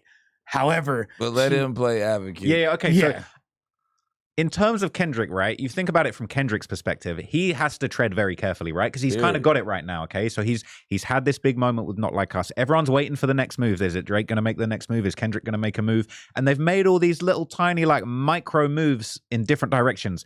Drake dropped, what was that song? That Hey Delilah or whatever it was. Didn't really make any motion, but it's like, these guys, they're still embroiled in this game of chess and they've got to move carefully. And I know as rabid fans that want to hear the beef keep going, it's frustrating to not see Kendrick at least address some of the stuff we wanted to talk about. But from his perspective, he's got to try and stay squeaky clean. He doesn't want to talk about the whole cheating allegations. He doesn't really want to touch on certain things. So from his point of view, from a chess move, it was genius in the sense that like he's made this interview. He don't really address anything anyone wants. It makes him seem like this saintly, godly like character, which... You know, what we're saying is maybe that's a bit of a facade, but he's maintaining it through this interview. So from his perspective, it's probably a good chess move, but everyone's pissed off now, so maybe not. We know how to answer questions for artists from the way they sweat when they're asked the question. So at least if you put it in the air, the way that he skips over the question will give you...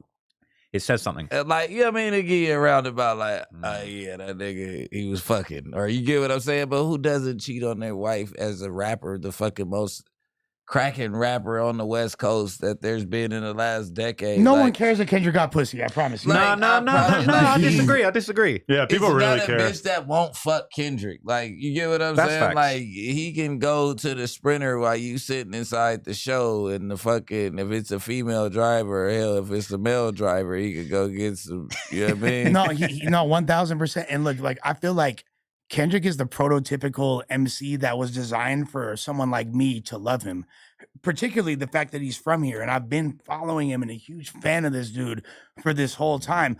But now to see him essentially evolve into being Lin-Manuel Miranda, you feel me? Like, he Who the fuck is that? He's the dude that made Hamilton. You feel me? He's essentially like... Man, I made it about 5 minutes into that shit. Right. Yeah. Exactly. But my parents say it's amazing. Yeah, they fucking took hip hop and mixed it with music, and here it is. I listened to my mom talk about how amazing Hamilton was for years, and then they put it out on streaming services. I forget which one, and I fucking made it like 5 minutes. I was Whack like, as fuck. this shit is so good. Get it off the TV. Did not slap. I got an idea. Let me pitch you guys an idea because this is a project I've always wanted to do. I want to do like a Hamilton type musical, but just all Chicago drill, like a musical about like Chicago stories, but all the music's drill. That's way harder. You invested in that? Way harder. Call it Blamilton. Blamilton. Okay, now I'm sold. We sold investors, man. Come hit me. I need the investments. It's about TJX6 and shit, and we call it Scamilton. Scamilton, bro. There's going to be a whole series. No. Bro, we'll That's shut my down idea. the West End, man. No, but okay, you know who I relate to when I was thinking about this when I'm reading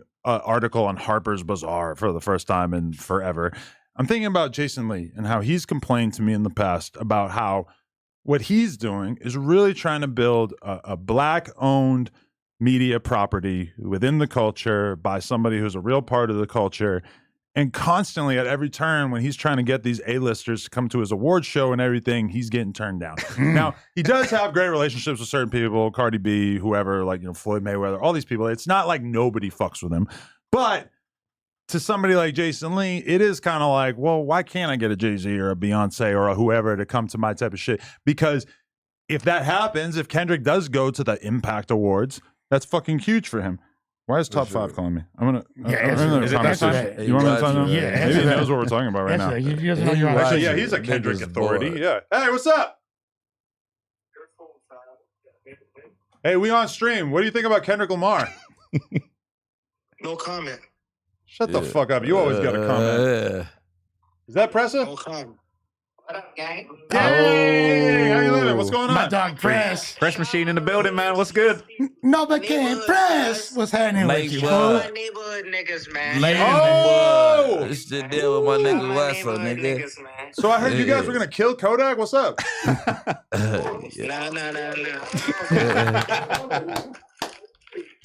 He's just talking shit, Cody. None of that's just true, bro. Oh, okay. Damn, Crody. Hey, Presser, I hear you guys can't go to Brixton no more, man.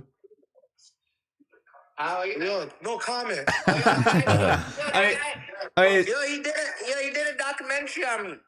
hey, listen. I know all about you, Presser. I don't want no beef with you, bro. I know what you guys are on. You know what's going on, Cody? You can show us behind the camera with Cody, but we can't, you know? Hey, where's Boondog, man?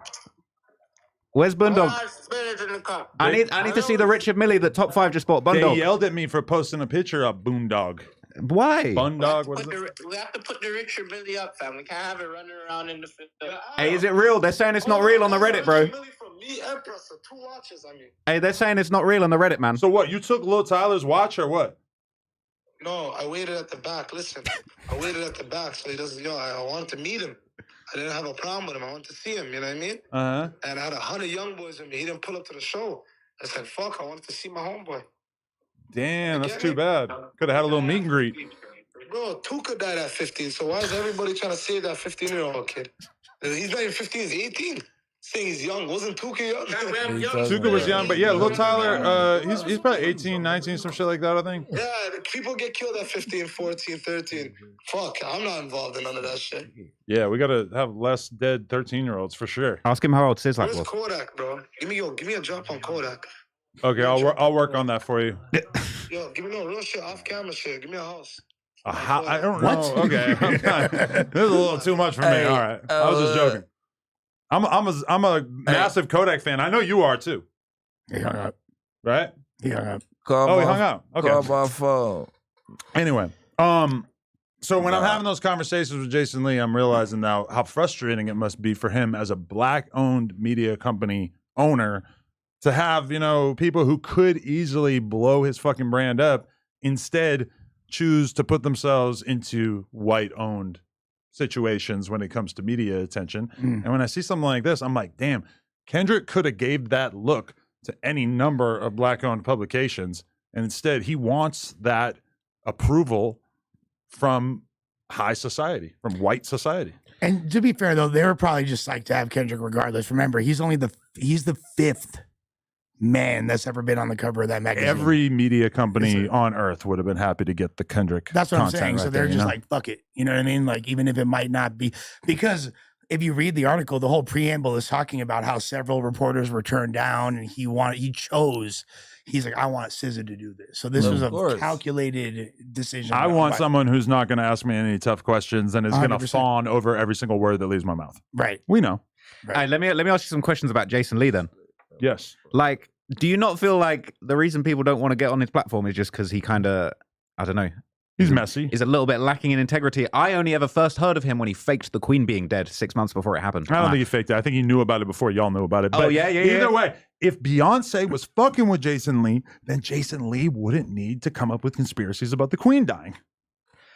I feel like if you're going to come up off of fake news, you can't be pissed when people actually don't rate your integrity and don't want to be on your platform. She was, for all intents and purposes, this is cap. She was dead. She was not dead. She was basically dead. She was outside after that.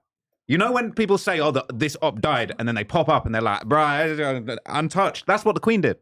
She popped out. I think she was dead. And then she died 6 months later. Okay, Jason Lee might not even be the best example. There's probably other people that would make even more sense. I can't really think of them right now. But. Okay, I got a controversial topic that branches off from this. You talked about the kind of why not support the black-owned businesses, and then you mentioned Jay-Z and Beyonce. What do you think of the theories where people kind of say that Jay-Z has arguably used the whole black-owned business cards to essentially extract money from the black community, sell his businesses back to white, larger businesses? Jay-Z right? is a hardcore cutthroat capitalist for sure, and he fetishizes everything that white people support, like fine art and all that kind of gay ass shit. For sure, I see your point there. Totally. And I hate the fact that, like, you know, Jay-Z, like, deludes the black community into thinking that they're going to, like, buy a nice watch or buy a fucking painting and that's going to, like, buy their way into high society. And I think that's bullshit, too. But, well, to be fair, he did make an entire album about financial literacy and kind of going against everything he had previously said with his proclamations of opulence and how important having money and flossing was. He kind of, the 444 album kind of denounced everything he had said and said, build your credit up. Don't buy the motherfucking Richard Mille. Okay. Yeah, but then he like backdoors 1 million copies of that album to some phone company and then just like cheats the whole system. So I don't know. It's like he's Jay-Z. I just feels like he's just looking out for Jay-Z. He's done that over and over with the title thing, with the Nets thing, over and over. It's like he uses being black power to his advantage in order to, you know, basically gain the support of the people. There's so many people that still probably have title memberships because of the fact that he trotted out all these celebrities onto the stage. And when you hear somebody like Nicki Minaj complaining, you realize that a lot of them feel like they got a raw deal.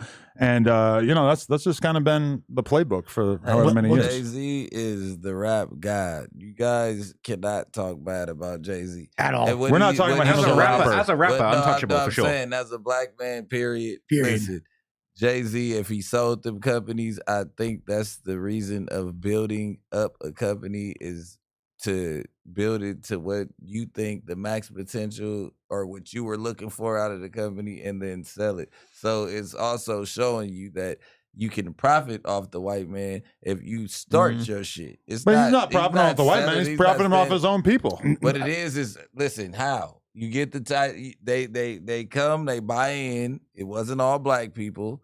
We get to where we want to go.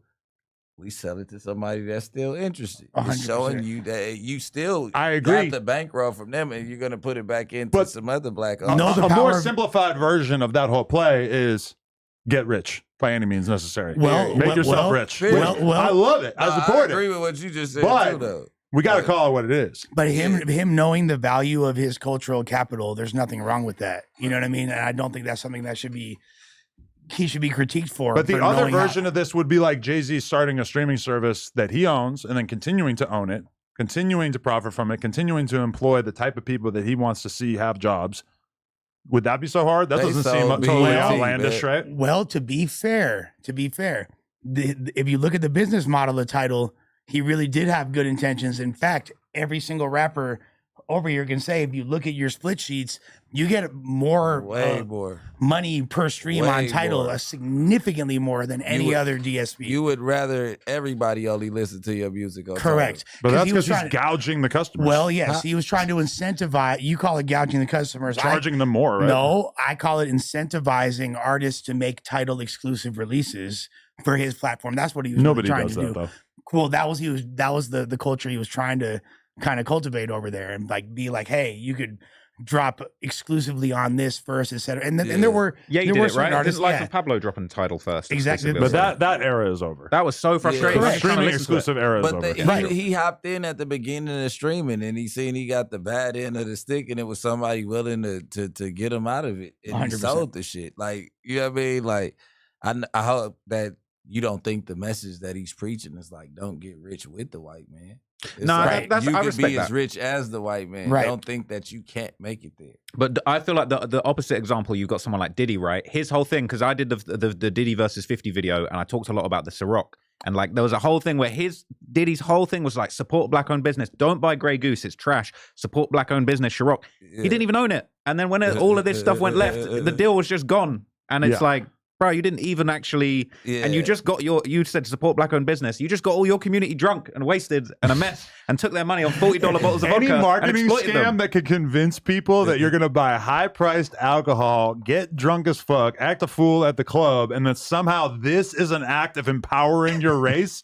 I mean, bravo, because you really pulled the wool over these dumb motherfuckers' eyes. And it's vodka, which sucks. Yeah. And that's your girl. It's technically not even vodka. At this point, they already know they people. So they just selling shit that they know that they gonna buy, man. You know what I mean? You cannot be mad that he knows if he makes a fucking bottle of champagne that's the same as Brut and says this is in a gold bottle. It comes in a casket. But this bottle of champagne, $7.99 at your local fucking liquor store. Well, that's every kind of nigga in LA, or not in LA, in the world is going to get that gold bottle to show how successful they are. Like he knows his people. Like, I mean, it's fucked up. It is fucked up when you say it, how you guys say it, but it's like, hey man, somebody got to sell this shit to them niggas. Hey, Jay-Z started off selling crack in his community, so you know what I'm saying? So He really like, glowed up. That's where he started. So. I tried to tear my boy down. At least you can say that about that. Kendrick, that Kendrick hasn't gone through his Feastables arc yet. Ooh, that's coming though, surely. That's surely coming. What product's Kendrick going to drop, man? He's going to do his own version of Prime. Oh, wow. It's going to be a blood version. It's going to be called Brime. slime. Yeah. Slime. Slutty. Yeah. Yo, but did you see Punch's tweet? Punch is pissed. At the interview? Let's see. CDE, Twitter. Well, I'm sure he's not psyched about SZA. Well, no, he's pissed about the reaction that is this Ace Boy Rios? That's crazy. He said, okay, let's go back a little bit. Here's the. Damn, you've been tweeting all day. Low-key, though, all the controversy is good promo, and it's a win for Kendrick at the end of the day, 'cause we're all talking about him. We're all bitching about the article. He might be playing 5D chess. He might have known what he was doing. So. I don't think so. But okay, is it okay to criticize the critics? Because ultimately, we're just talking about opinions, right? Well, in my opinion, LOL, I'm a critic. We're losing perspective on things. Something great or not so great happens, then we talk about it, and that's fine. Again, this is just my opinion today. It might change later, so wait for something great to happen, sleep on it, study it, and find something insightful to say about it. It's kind of drawn This out is here. very insightful. I respect hip-hop journalism and feel like it's needed in its truest form.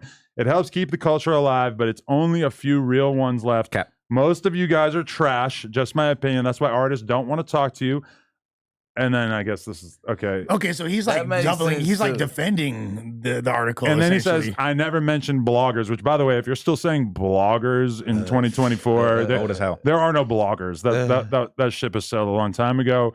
I said, so he talking about journalism. Oh, but he's actually responding to this guy saying, knowing the difference between a journalist and a blogger, just like y'all would expect us to know the difference between a lyricist and a performer. But outside of that, minding the business, okay, whatever. But either way, it's like.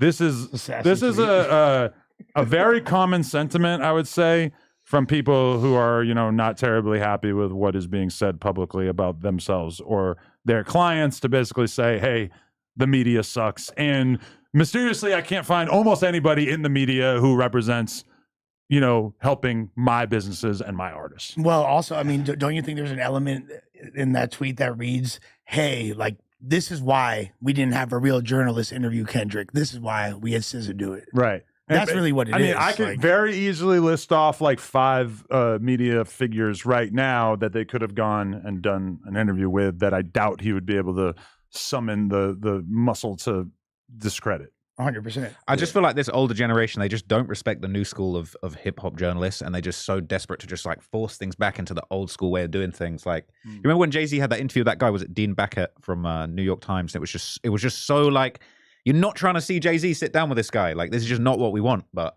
it's just that I feel like that older generation, they just don't want to respect what we got going on, what the new journalists, what the new, you know what I'm saying? Like, it's just. They don't respect it like Elliot. I feel like all the stuff with Elliot is just so interesting because you can tell he's just seething that he's not on this wave, but it's like, this is what's going on, man. Like, just get with it. Realistically, if let's say Elliot got the Kendrick interview, I mean, he's going to get a 5-page list of shit that he can't ask him about. And he's probably still going to do it because it's such a big opportunity. But those are the kind of interviews that Kendrick would be willing to do right now, is basically softball, mega censored interviews. His business is just too big. He's too valuable to just allow for somebody like, even people who would do the most, softball possible interview. I mean, even like Big Boy would give him the friendliest fucking interview ever. Right. Even that is too much scrutiny for Kendrick to put himself under. But Drake as well, correct? Oh, Drake is the most extreme version of it because he didn't even let Elliot and them edit the interview. Right. That was their footage. They put it together. And to be fair, it was a dope interview though. When I watched it, I felt like, holy shit, what is edited out this? I heard Elliot say that they didn't edit much. It was just meaningless I shit. thought it was pretty raw for the most part. And I thought it was a great interview, to be honest. I thought that was probably one of the best interviews I've ever seen. Imagine going to do an interview and telling your team, like, we getting the footage you guys edited. Like, and we're putting it on our channel. It's not on the Rap Radar channel. It's on the Drake channel. You go look at it right now. It's uploaded to Drake's channel. That's a come up for Rap Radar, though, to be fair. If it was a smaller channel, you'd be like, oh, come on. But like going on Drake's channel, that's kind of lit. But to be fair, I feel like the Rap Radar channel doesn't even exist anymore, does it? I don't even know. Look at it. Yeah, On the Radar comes up first. That's not a good sign. Because that fool Elliot's on DX now, right? His pod's on DX, right? Or was Rap Radar on DX channel or something? But look at Rap Radar podcast. Okay, here On the Radar's killing it with the SEO right now. Okay, look at this though. This is the Rap Radar podcast. Oh, but now all that stuff became on Tidal the channel. Tidal channel. Yeah, somehow. It might have always been on Tidal, to be fair. Tidal just cannibalizing so much good content. And I mean, to be fair, if I'm Drake, I would be pretty fucking upset about my Drake's not going on this channel. Yeah, the greatest interview that he's ever done being put out on a channel that would be later rebranded as a streaming service that he has nothing to do with, especially since he's super affiliated with Apple Music, right? Apple. And then the channel is look at these fucking views. Yeah, Tidal. It's almost as if you're not hiring incredible journalistic talents to put content together for you, and they're getting 200 views each. Well, and to be fair, Jay kind of severed hands-on relationships with Tidal a decade ago. Yeah, for sure. Okay, here's a sort of philosophical YouTuber question for Adam, right? But I still feel entitled. Like when it comes to you see a channel like that with super low views, right? And you kind of I'm looking at that and I'm just like, how can you? It doesn't take that much intelligence to manage your channel a certain way to at least put out things that are going to get views. It's not all about the views, but it's I'm serving an audience. I wouldn't make something that's only going to hit 200 people. Especially when you got Tidal. I mean, at least run the fucking ad on it then. If you're not going to do nothing else, your Tidal, you put some sure there's ads on the channel like everybody else's. No, the what I'm Tidal saying is run it, put some promotion behind it. If your channel's not seeing that and you're a big name like Tidal, you might want to put some money behind your YouTube and run a Google ad or something. If I own Tidal, and I couldn't put myself on the channel to do interviews or anything like that. But I have this YouTube channel with 400,000 subscribers or whatever, and I've been employed to make this channel crack off. What the fuck are you going to do? The only shit that people watch in hip hop is stuff where people highly identify with the host. They like the host. They respect the host. They believe that the host is going to do a good job. So it's it's just almost impossible to create a YouTube channel that could be successful in hip hop that isn't entirely focused around the person who's asking the questions or leading the conversation, right? Who said they couldn't do that?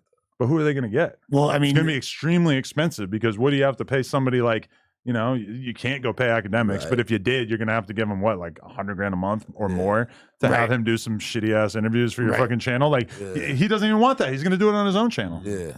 But what I'm kind of asking is you've had shows that haven't performed well, right? And you've cut things off. You've kind of closed down shows or avenues that you're this isn't doing well enough on the channel to justify us doing it. But then when you see a channel like that, it's how are there people in the office at Tidal? One of those videos was uploaded 12 days ago. Who's in charge of the Tidal social media team? That at no point they're shit, these videos are only getting 200 views. Maybe we need to change the strategy. Maybe we need to let some people go. My thing is just there is nothing they could do. What could they do? It's a wrap at this point. Who's making content who is making hip hop content that doesn't have an identity? Now, some of the YouTube Hip Hop Daily, they basically make clickbait style videos about drill rappers and shit, and it kind of works because they fell off hard. But at the same time, it feels like they have a zillion fucking channels now using different AI voices and shit. It's very strange. Someday we will find out what the fuck is going on with that shit. When I find out who's running all those channels, they're getting smoked for sure. Yeah, because they're stealing from everybody. There's been times where I watched a Vlad interview and then clicked on a video about that person, and it was exactly the same content from the interview. But either way, it's hip hop content is just too competitive. Nobody's making anything unless the audience really believes in the fucking person putting it together. Also, though, like you were talking about, like, okay, I could revive title. You just said that a minute ago, right? And I feel like, yeah, you have a lot of motion. Everybody rock with you. The culture fuck with you. You could potentially do that, but I feel like in hip hop culture, it seems like when a brand becomes antiquated to the point where it's like there's no reviving the source. Right. The source is a rap, and like salute to them, but that chapter is done. Like World Maybe Star, they don't give a fuck about their YouTube channel. Well, That- obviously, well, no, they I don't You give a can't fuck make people care about it. Def Jam. Yeah. That that's ship what I'm sailed 20 saying. years ago. and, Fuck and, Def and, Jam. and even like people are furiously fighting to be like the new Death Row. Death Row's cracking again, but that's not Death Row's. You get chained, you'll be screaming Death Row too. Of course, I'll I be know psyched a as rapper that fuck, got but chained. it's me And too. I made him famous. Snoop Dogg chained him, and Bricc Baby made him famous. But Do you if know you- that rapper's name? Even if they gave me Death Row, what the fuck am I going to do? Sign some artists? I It's guess. just like Do a Happy Dad collab. Now, if I owned it, that article Right, would right, go right. crazy. if I Right. owned Death Row, then I would work as if I owned it, which would be cool. But realistically, it's like anything I could do under the Death Row name in terms of signing artists, I could probably do under No Jumper as well. It's like it wouldn't even really change anything. And to be fair, Death besides Row destroying their brand. and Death Row is one of the Yeah. coolest brands in history. So So for right up like, on that would be crazy. But the thing that made it cool was the storyline of how it came together and what it was. And as soon as I take it over and the storyline becomes, oh, Death Row is this crazy gangster thing that now Adam 22 owns, it's like, okay, the brand It's now has BET. been fundamentally changed forever. there you go. BET. Yeah, so Yeah, who cares about BET? Who cares Yeah. about the source? Who cares about Yeah. any of this shit? that's what I'm saying. So it might not even be in anyone's best interest to try to even rebrand. It's like that's just chalked already. Yeah. Start something new. It's You like feel me? clothing brands. It's like I would rather start a fucking clothing brand from scratch than try to resuscitate Fresh Jive. Carl Kanai's back. Yeah. Yeah. I'm trying to Now, bring there- Sean John back now. There is some appreciation for old ass brands. 100%. I love There's something to be done with it. I love that shit. But like as far as actually making a run at it again, and I feel like it's not worth it. because for the really, most part. because if we're gonna wear like vintage pieces or pieces from brands, like we want the things that they made back then. I'll wear something that Carl Kanai made in '96, but I don't want like what New Carl Kanai. You feel me? Can I let you guys in on one of the funnier storylines I've seen play out over the past week? Run it. So we all remember when FYB J Main, formerly FYB J Main, currently just J Main, did the phone call with Lil Durk that was released to the public. And I believe at that time it was communicated to the public that J Main and DJU and 16 Shot Him were all going to basically get to do content or do something with Durk at his show in October, which took place over the weekend. Now, J Main was brought out on stage. DJU was brought out on stage. 16 Shot Him. Lil Durk stopped communicating with him 2 weeks before the show. 16 flew back to Chicago. He had security ready. He had friends who were going to come with him who took time off of work. Ghosted by the voice. The voice ghosted. Voice went 16 quiet, man. Shot Him. And while FYB Shouldn't J have dropped Main that diss on Bricc Baby, dummy. and I have been informed by people close to the situation that although 16 Shot Him was left in the dark about why he wasn't invited to this, I was told J Main, DJU, pushing peace. 16. He's not pushing it hard enough. He on that bullshit. He's on the bullshit. He's putting on No Jumper diss tracks. He's talking shit. He's clearly fell off. Durk didn't want to be associated with that kind of bad energy. So as a result, He been 16 praying Shot 5 Him times a day. was left on the shelf. And what really pisses me off, this is what sucks. I could have had some Hit great the crickets, content for y'all Daddy. today because while that show was going on, 16 Shot Him hops on live. And I didn't see it, but I was in communication with someone who was watching it while it was live. And they were telling me a lot of the funny coping mechanism type stuff that he was saying during the live. He took down the live. There is no VOD. So we're not able to actually have a conversation about I would love to just sit here and play clips because what was he saying essentially? he was big in his feelings, super sad because if you're 16, like he really had a moment a couple years ago where it seemed like he was the next guy. Yeah, he's like clearly, the next clearly Zach. that needs some revisions because holy shit, 16.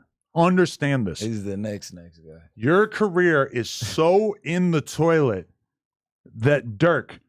What is the thing that the Muslims wear? The dress thing? He pulled that up. He bent over the trash can and he took a big fat shit. That's crazy. On what was left of your career. 16, it is over, Grover. Come on, man. It's done, son. 16, just give it up. Pack it up. And off the back with it. The funniest shit about it, the reason why I'm celebrating this so hard is that because when this happened, 16 was loving it.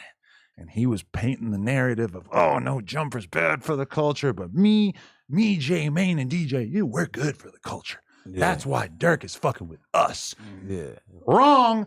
That's why he was fucking with DJ U, who superseded you, who took your spot, and J Main, who also, late into the game, did not have any real credentials at a certain point for doing interviews. He's only been doing interviews for like a year or some shit. And he also soared past you. Me, I'm an out-of-towner. Obviously, we soared past you on the Chicago content. 16, it's over. And I heard in that live stream, by the way, that he was really getting on his NJK. Ooh, we no jumper killers. You already killed your own career. What, are you going to come back from the dead to kill us? I don't see it. He mad at Dirk, so he talk about no jumper, man. Be mad at the security that didn't let you in that building. Yeah. You know he still pulled up. Yeah. And he tried to. That's what a bitchy is that he won't even. You should be OTFK. He's the one who did you dirty. Yeah. Come on now. How are you no jumper K? He don't even got the nuts to hate on the guy who disgraced him and let down the 15 remaining fans that he has. I mean, I feel like Flacco still got the ups on 16 if we keep it in a stack. Oh, if we really want to talk about Super got the ups on. Who was the winner between 16 Shotton and Flacco? 16, you're down here. Flacco's up here. And he raps way better than you. And he's not a rapper. Killing it. Let's be honest. Hey, where did the beef with 16 start? Because I met him at your birthday when things were cool. I don't even know where shit went left. It's always cool when he comes to LA. He gets cool with you right before he comes out here. Then he goes back to Chicago and acts like a bitch. Yeah, like I don't even know why that shit happened, bitch. I mean, he seemed cool when I met him, but damn. It's no jumper K, that's crazy. I think it's when he realized that his career was done. And that I think he kind of blames us partially for like taking his entire wave. And like, he was hyped on being on No Jumper. And then at some point he realized like, oh, wait a minute. You guys are interviewing like literally every person that I want to interview. And not to mention, I also have to worry about DJU and J Main interviewing those people as well. And now I'm going to try to be a Twitch streamer and that's not going to work. So I'm going to put out a diss song and that's going to get 20K. Like, I don't know, man. It sounds like he should be Remo K. Sounds like Remo stole a lot of thunder from that guy. Keep it a snack. I feel like though with that type of content, he could bring it back any minute. He gets the right interview, the right person at the right time. He could bring it back, but I feel like he kind of slowed down on the content and went the streaming route, which was like, you got a good thing that's working. Like keep that going. He's too much of an artist. He wants to be.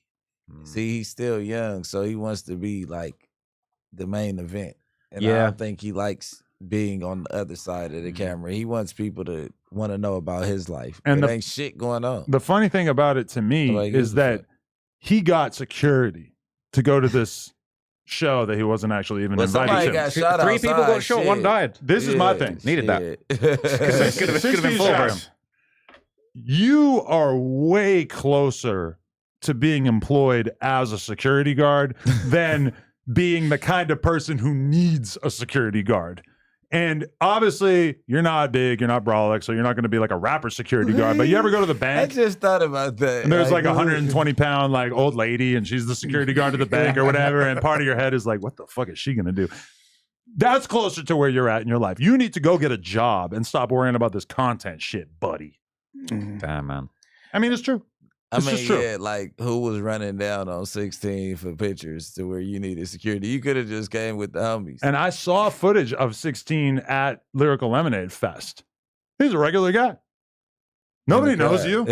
That's what I'm saying. Like, who's bumping down on you? Like, hey, let me get a pic. 16, shut up. Yeah. But if he goes to a Lil Durk concert, he might have 2 niggas. He's gonna have to be. I say, he's like, not in there with a chesty. He's just in there trying to get noticed. I'm saying no, but he's pissed off a lot of people too. You guys aren't taking that into account. He sure. Really? So he don't get his ass. Oh, bro, but I don't even think it's like that. Nobody wants to beat his ass. Nobody knows who he is. Yeah, he be doing. Bro, that fool is pissing off the rack. Yeah. Does he? I don't even know. Hey, so if I'm going to the Dirk show in Chicago, I'm gonna need big security, right? For sure. Yeah, I would say right. I would say, but that's just a flex. That's just for the look. Okay. Nah. In Chicago, bro, I had and the Chicago, yeah, because even it's no like real ops, no serious ops. But you could definitely find a goofy who wants to make some content out of you. Oh, for sure. After the thing is, after the Tay thing, I feel a bit like I'm like people were like, I want my little moment now with him. Exactly. Now you're kind of a clout lick. I had 9 security guards the other day. You feel me? Like it's 9 security guards. It's a good thing to have. You were having a ketamine fueled drug rager party. There's a lot. It was cracking off. Yeah, I could tell by the way you were texting in the group chat. I'm like, oh, he's having a little too much fun. I don't really trust security like that. It was like, activated. I take security certain places when it's gonna be people that need to be pushed off, but I don't be knowing like if it go down, like bro, it'd be a hell of a time to find out you ain't with the shit while it's cracking. But all of us, yeah, I mean, all of us are not really thinking about somebody shooting us. Whereas with you, realistically, that's kind of the thing that you need to worry about. Now, to a certain extent, somebody could totally shoot me for sure, but I feel like I'm probably more the like get punched in the face type of. No, our boy got straight PTSD. You feel me? Like, true. But I don't even move with security like that, though. You get what I'm saying? Yeah, like I got security. PTSD, and I be out the way. Like shit, we gonna go to some shit, and I'm gonna be my own security for real. Like, cause like even having security will throw you off from looking around and paying attention to your surroundings because you think the security is, but they not looking for the same people you looking for. You know what I mean? It's no, I'm his op look. Right. If anybody has any recommendations for like a good security class or like some night school type program to become a security guard, I would like them.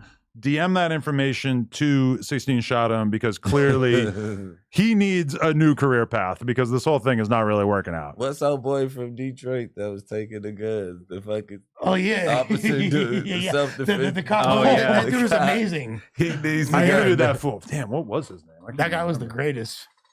Oh man, that was like right when I started working at No Jumper. Dale. Yeah, I forget his name. Dale. The cop from Detroit. What was his last name? Dale Brown. Yeah, that's him. He had a hell of a run, man. That was a good little moment. 620K. You think that I could get that again? What with If I him? interview his ass again? I mean, people haven't heard from him in a while. He had a lot of motion at that moment. I feel like there's a lot of discussion around that guy. Yeah, Dale Brown was huge at that moment. it could be the what happened. Everybody will click on it like, fuck, what happened to that dude? Well, okay, Dale Brown interview. I mean, shit. The haircut was Damn it. It really kind of looks like ours was the I feel like biggest one. I feel like you kind of did it, man. It's kind of done, one and done. Well, I would have expected that there would have been bigger ones, but it doesn't look like it. That's interesting. Man, no defense for a fall off, man. Oh man, remember this era? Look at that. Yeah, that's quite crazy. I mean, he fits in No Jumper. That's why. Hey, so He obviously can actually work it. It is so crazy. I'm gonna be real with you. Imagine him instead of Tom. I was thinking about this the other day though with Disconnected. Oh, man. 283K. Disconnected was booming for a bit. I popped up on there, man. I know, but it's literally like 10% of that now. Well, and I'm not even hating. I'm just saying I'm kind of astounded. But remember, like that's like a little bit of the tail end of the pandemic era inflation that everybody was getting. We were all a little bit blind to that at the time. Disconnected was lit though, man. Blasey was good on the microphone. Like I just don't understand. Like, shouldn't it be better now that they don't have the white man squashing their creative energy? When you think that would be the way it would work. What do you mean Yuri's still there? No, but he's not really. I'm joking. Yeah, the Yuri thing kind of ended, but I don't know how much that really matters. Look, to be fair, I've seen now it seems like Phone and Blasey are doing interviews on there, and if they continue that and just incorporating other people and it's like driven by Phone and Blasey, I think that they could revive that shit. You know what I'm saying? And keep I saw they had Dave Blunts. I thought that was tight. You know what I mean? That's cool. But you probably are going to need to get interviews that No Jumper didn't do 4 months ago. Well, I mean, this is a great opportunity for Phone to, you feel me, like flex his A&R muscle, like he claims that Remo steals all of his ideas from him. So it'd be a great opportunity because we know that Phone keep his ear to the street. You feel me? Show us what's cracking. I would love to see. Does he have the too rare hairline going right here? Is that a white line around? Like, I don't know. It's a box.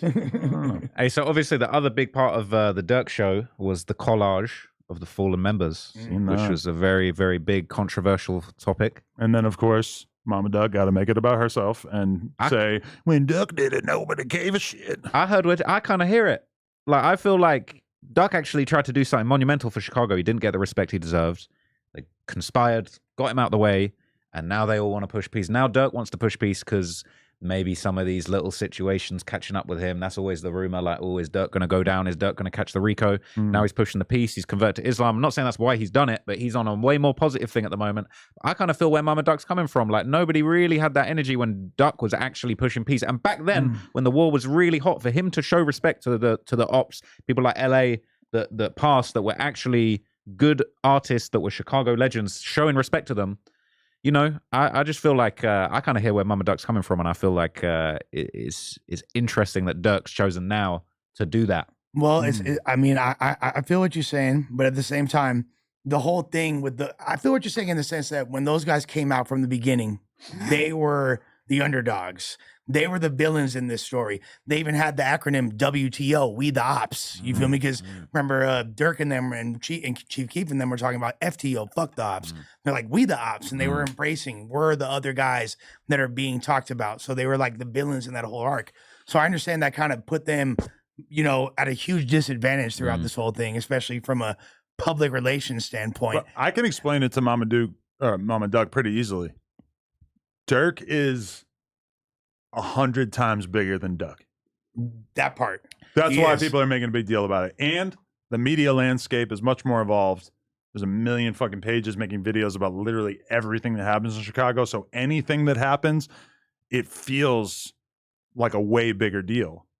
And Dirk is a mainstream artist, a huge artist who realistically has come out on top of whatever has been going on in the last, 14 years of drill music in Chicago. Whereas Duck, big artist for sure, but, really more of a street level artist in comparison to Dirk, who is gigantic. He was about to have his moment. It was like literally the most inopportune time for him to get his life taken from him. He literally had just cracked his deal.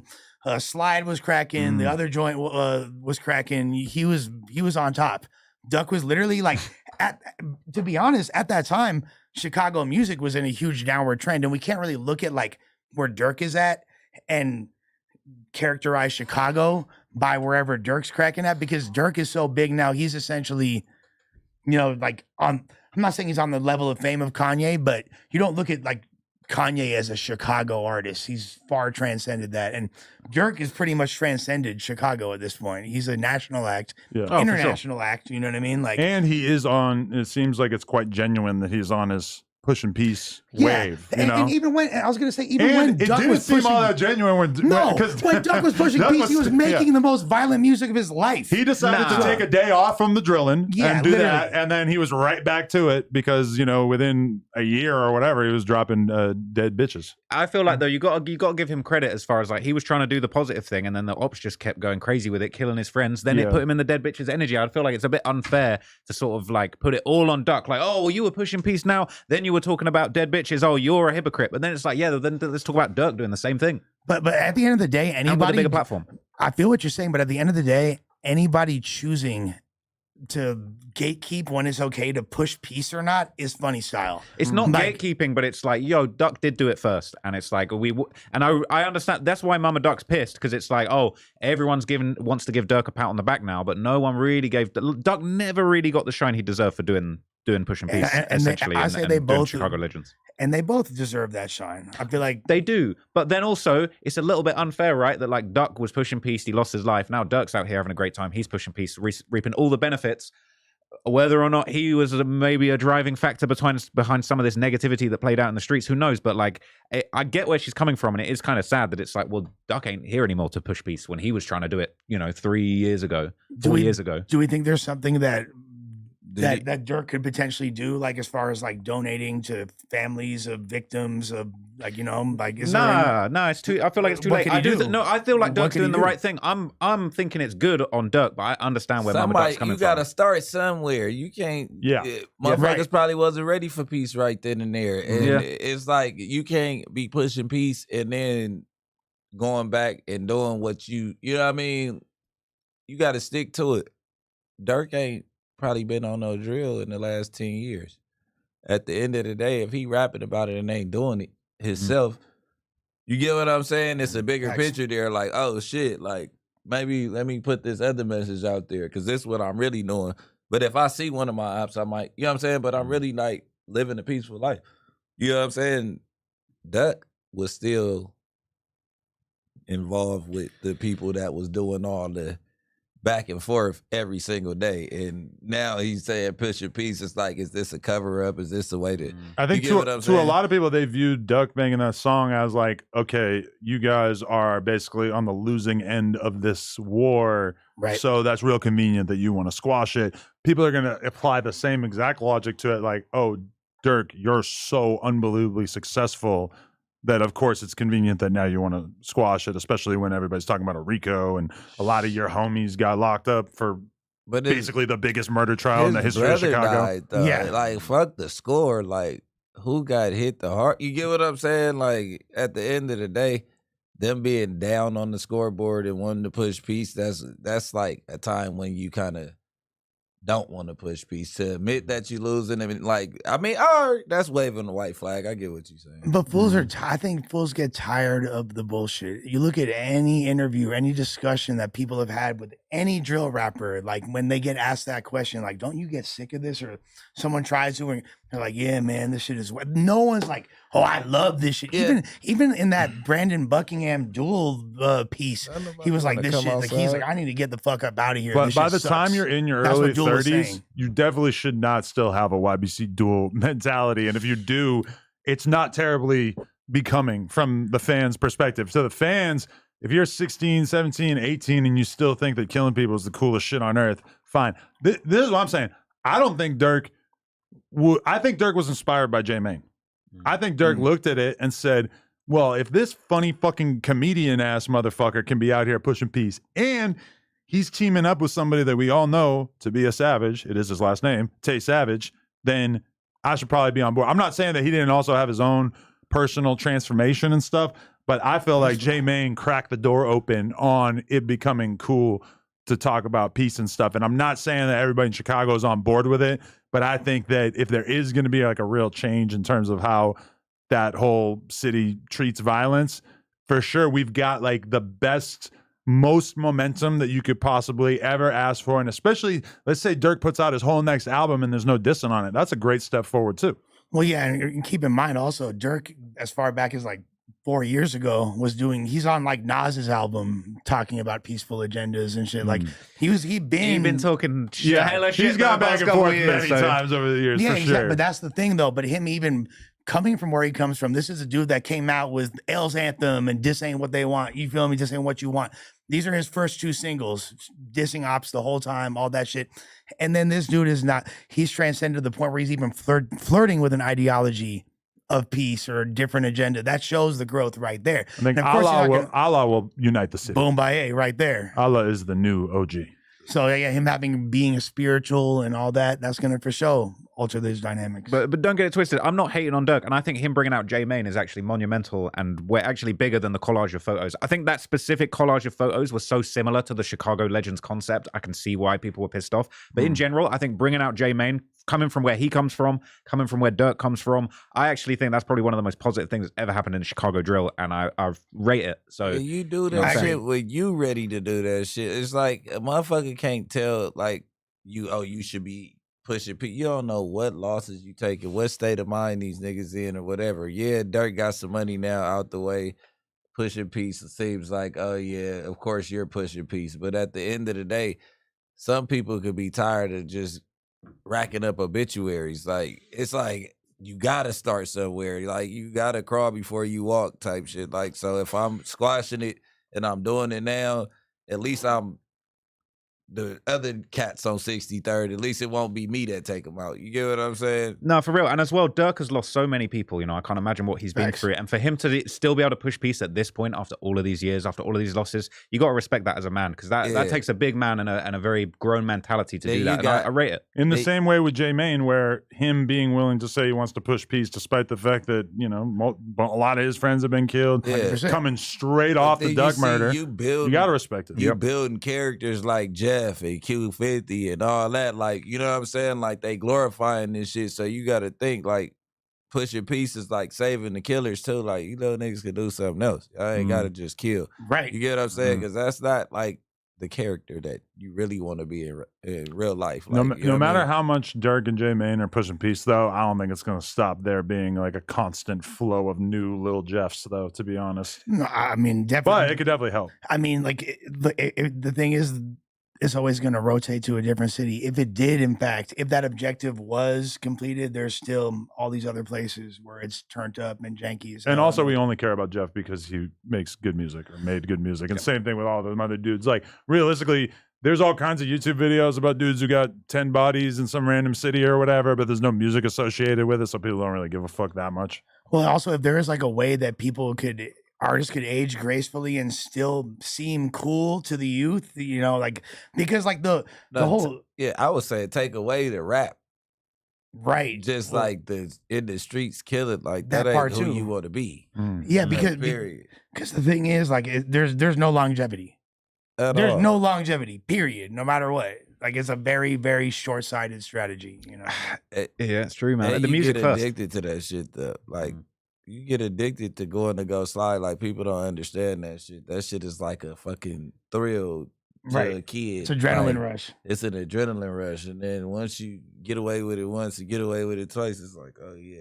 Like, you said something, like, motherfucker go try to go over there. And it's like, you don't even want to get immune to that type of shit. Like, you don't want to get used to that shit. Facts. I'm telling you, like, it's going to take away, like, a big chunk of your life. And then when you want to straighten up, you could take about 5 years of you trying to straighten up off due to paying back karma. Don't forget that you owe that shit, because 1,000%. Like, you better protect yourself at all costs because you owe. Don't you guys think though that like Chief Keef looks so much better than so many of these other artists, because like he was with all the bullshit. We all know his story. You feel me? And then like he transcended it, got the fuck out of town, and is still feeding his family to this day. Not involved in any bullshit, doing his thing. It pays to be a recluse. Fucking on Sexy Red, whatever the fuck you want to do. He had to move up out of. He had to get up out of his environment. That's smart. That should be encouraged. That should be what people aspire to. Yeah. Not these other fools. Hey, that wind up getting chipped. Hey, so Q50 posted a new picture, man. You see that? With the fit, all the with hats. 9 hats. With the 9 hats. About to open up a lids. It's official. It's official, man. He on 9. Yo, I fucking got myself into a crazy situation with him because I have been talking to Q50 a little bit about doing some content, maybe some music, who knows? He gave me his number. I FaceTime him. Biggest smile on this motherfucker's face. And I'm like, what's going on here? I've died. I'm like, what? Like, fucking. He was psyched. I'm just thinking it's just some regular ass op who died. And I'm like, oh, okay, this is like a thing for you. You're just happy that somebody you don't like died. And then it comes out as basically, allegedly, the dude who pulled the trigger on Jeff, right? I'm not sure about that. It's one of those dudes. One of those, what is it, Trap City? From someone from over there, but it's not the dude. It's not the alleged not the dude. Fat guy from the vlog. We thought it was the fat guy from the vlog at first. Big Unk. Unk. Yeah. That's crazy, man. It's crazy. But I got a lot of shit for even acknowledging that I talked to him and he was really happy that day. Yeah. Now, for the record, I wasn't saying that he fucking killed him.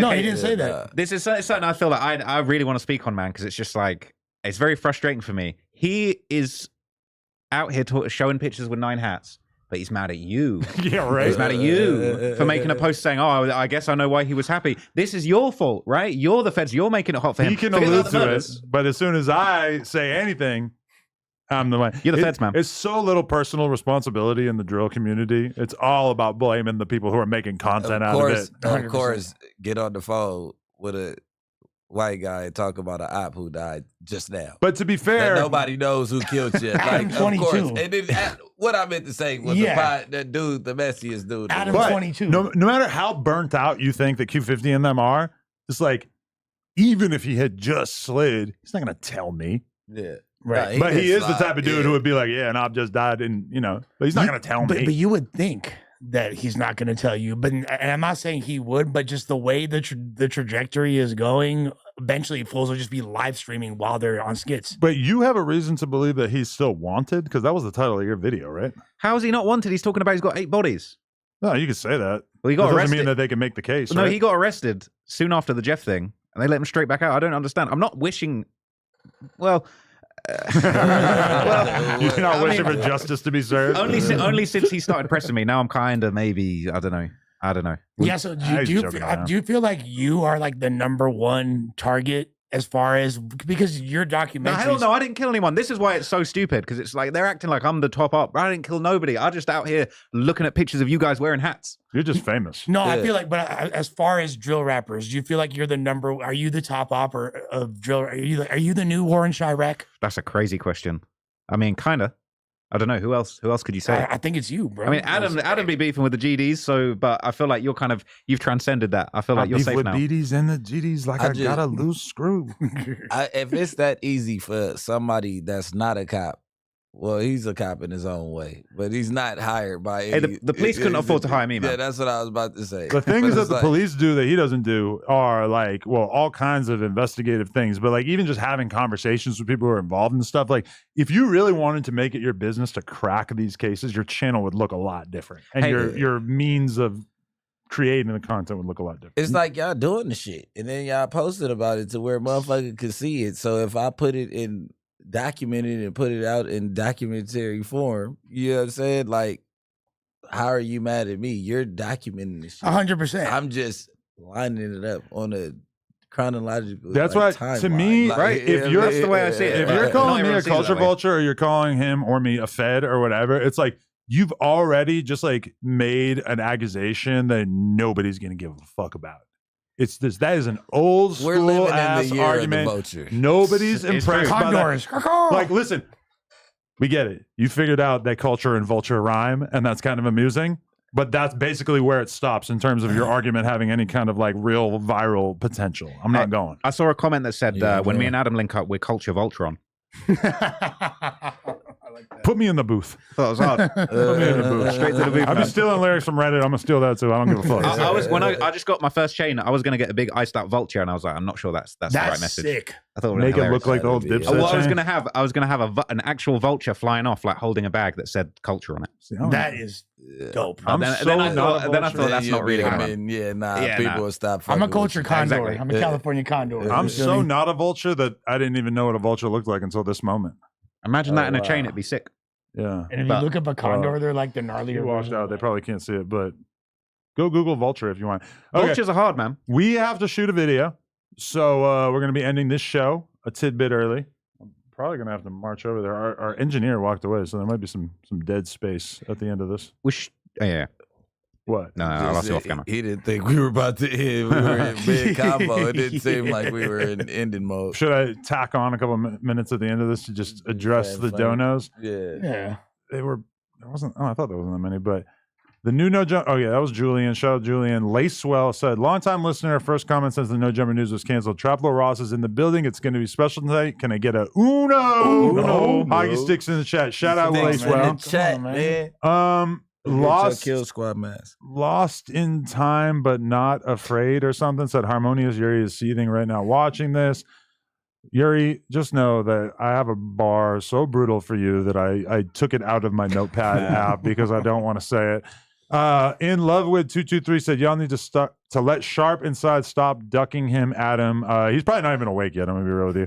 Lacewell sent $10. No, y'all don't need to let Sharp back in. Sharp got that limelight and didn't stay. Allow motion like the bottom of the ocean and let him talk to himself like Bill Burr, and we'll see if it works. You dig. Hockey stick. Okay. know, Thank you, Lee, as well. Right. TL said, ask Bricc what he was doing at Dejan's house at 7 a.m. Yes. It's a Holy great question. Shit. We have to Great talk about that. question. Who is the gay no jumper employee? Because Dejan was making it sound like you did a little booty call with him. 7 a.m. at Dejan's house. He said you what left the his crib fuck?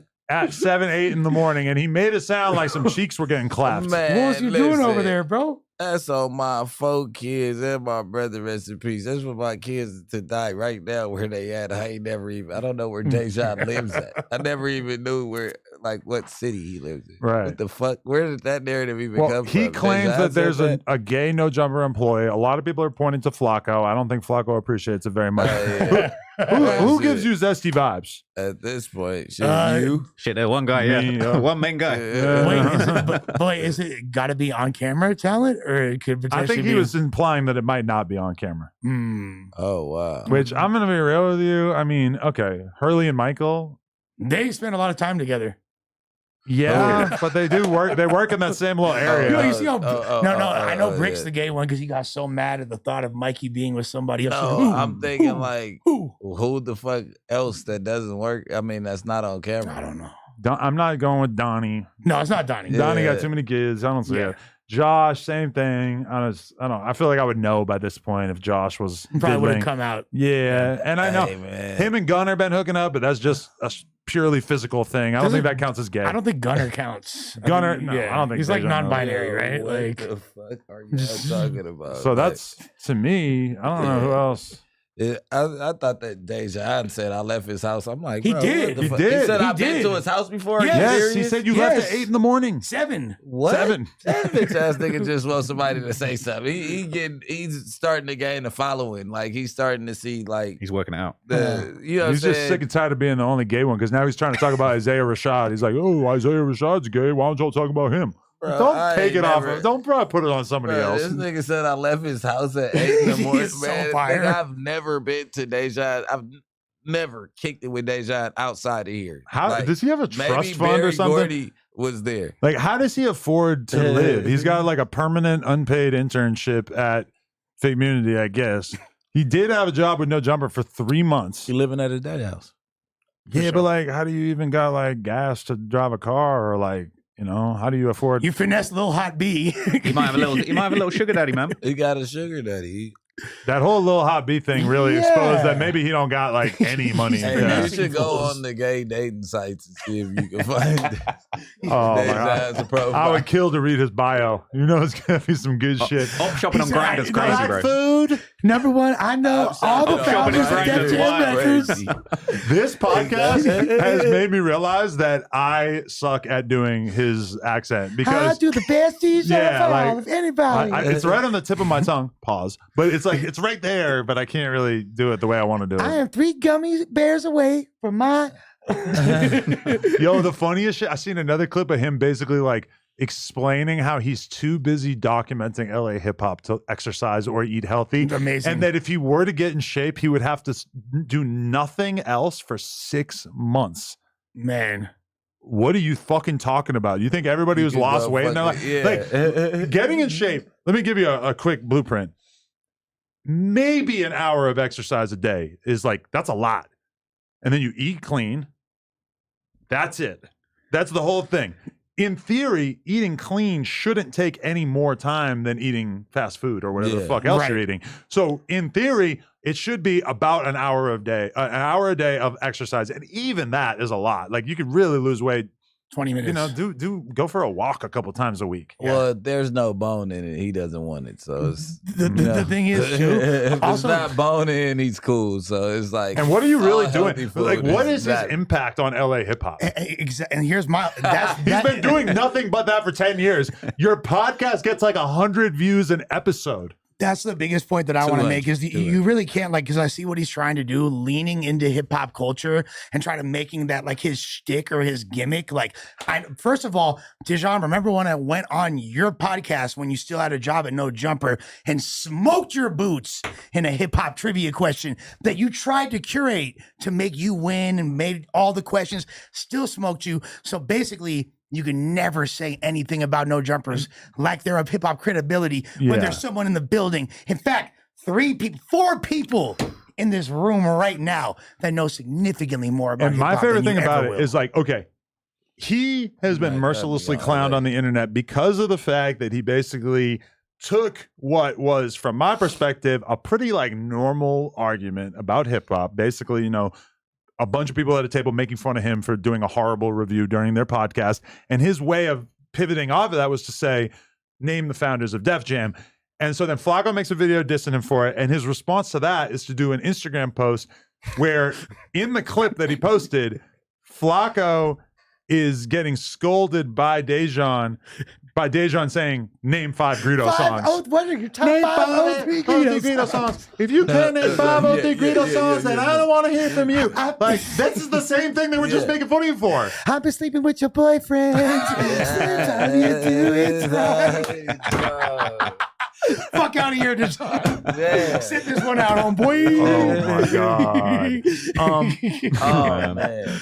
Shout out Traplo Ross. This man had open DMs after the DaBaby video was viral AF. What the fuck does that mean? I used to reply to all the DMs, man. I used to send people voice notes, fans, like, DMs been good. closed for years now. I can't touch my DMs You now. can't even request? No, hell no. What? If I don't follow you, bro, too many ops in there, man. I'm done with that. Wait, you can, Done with that. He's a top up, like I Done said. with that. nobody can just randomly DM you. So if Drake wants to DM you, it's not happening. I'm following Drake, so I can get that. Okay, but some random other Hell superstar no. that you're not Hell following. no. Stay away from me, man. I have my requests on. Nah, Yeah. gone.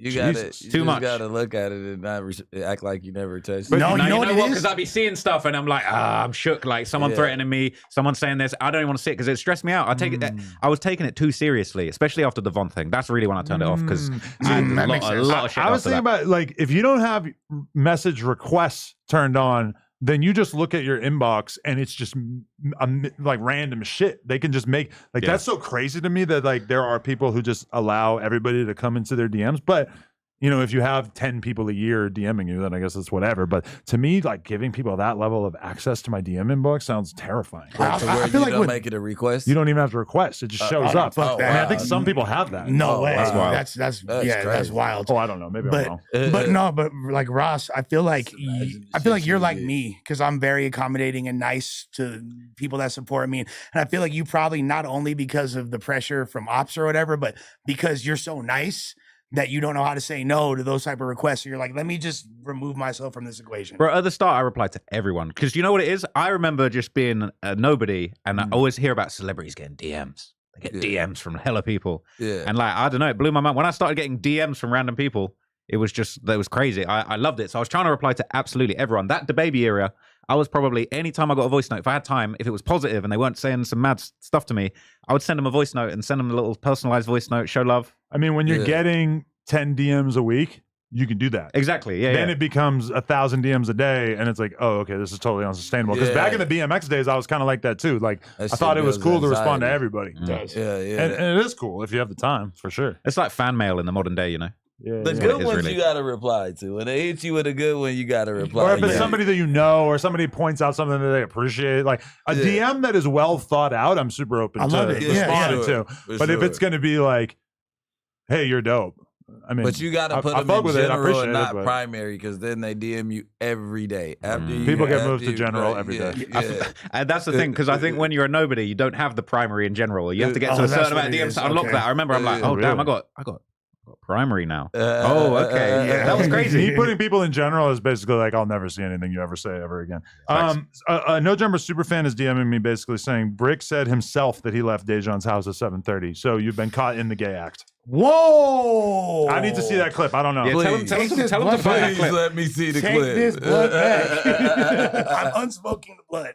Please let me see the DM of me being at Dejan's house. My wife would kill me, nigga. Are you crazy? You Going come to home with a Dejan? dookie dick? Yeah, you're in trouble. Ah. Fuck that. And me saying that I'm at Dejan's house at 5 in the morning. When she like, where you at? I'm still with Dejan. We up here doing music. Like at 5 a.m. I'm at Dejan's house getting some pussy. Like, what? CW says, shout out 22 Uno, Bricc, and TLR. But for real, Adam, we need Jack Like Jess back for an update. Those pods were too damn funny for real, for real. Listen, I want to be real with y'all. I agree. I find Jack Like Jess fucking hilarious. I feel like as soon as you start to wade into the gay shit, the trans stuff, listen, I find gay people and trans people very interesting. It feels like our audience is not nearly as appreciative of that content as I am. We like Jess. We fuck with Jack like Jess. And you know what I feel like people are missing out on? Here's a video idea for any YouTubers out there. There's a ton of people basically making content about Wes Watson now. Yeah. Oh, man. Basically calling him out for being super shitty and rude and mean and ridiculous to his fans. When I was doing the content with Jack Like Jess, he told me that basically he reached out to to Wes Watson trying to like become part of his whole thing. Orbiter. And it was like the meanest thing ever. Like Wes Watson like called him an F slur and all kinds of shit. Like he shit on him. I can't believe people haven't unearthed that and made videos about it, because just describing how he was hitting up Wes Watson, telling him like, you know, you helped me through the day, you helped me continue on, my life is hard, yada yada, and then for Wes Watson to just basically be like, you're a fucking fag, bro. Get the fuck out of my DM. It's like the craziest thing possible. Yo, Wes Watson seems like the kind of guy that would like have sex with a dude and they'd be like, this sucker, be like, you fucking fag. Get out of here. No, I totally agree. Trill Krillin sent $2 and said, if Kendrick walked in the room, the tone changes. No, we are not a bitch. You are a bitch. We would stand on business. Trill Krillin also sent $5, said, a West Coast podcast that has been consistently taking a dump on Kendrick in favor of a pop star and wondering why the West Coast is in the state it's in. I mean, if you think that Kendrick is the messiah of West Coast rap and that us discrediting him and laughing at his antics is going to change anything, I don't even know what to tell you, man. We were with Kendrick when he won the battle. I mean, I don't agree with Kendrick's style of music. He did his thing with the battle. You did that. And also, Kendrick, I'm giving you your credit. Like that. You're the best rapper on the West Coast. You're the most relevant artist on the West Coast, for sure. Most relevant. We could still laugh at you doing goofy shit. And the Harper's interview was goofy. 1,000. That shit was terrible. And you know what? I think we could retire the phrase "the state of West Coast hip hop." We're not Dejan. We're not an advocacy group for a bunch of lame, washed up ass artists, because that's really why people want Kendrick's reign to continue, is because they think that Kendrick rising a rising tide will lift all boats. Right. I'm sorry. No. If you had a hit in 2011. It's over. But Kendrick is not going to save you. But Kendrick could also have the most amazing album of all time, and Deshaun would just review it and be like, where was the Matt 10 feature? Like, it wouldn't be hotter than a Bricc Baby top 5 in Lush Uno. Come on. Impressive. No hook. That's what the world wants to hear. What they don't want to hear. Yeah. You want to see us glaze, Kendrick? Come to the stew. Give us a feature. We're good. Yeah.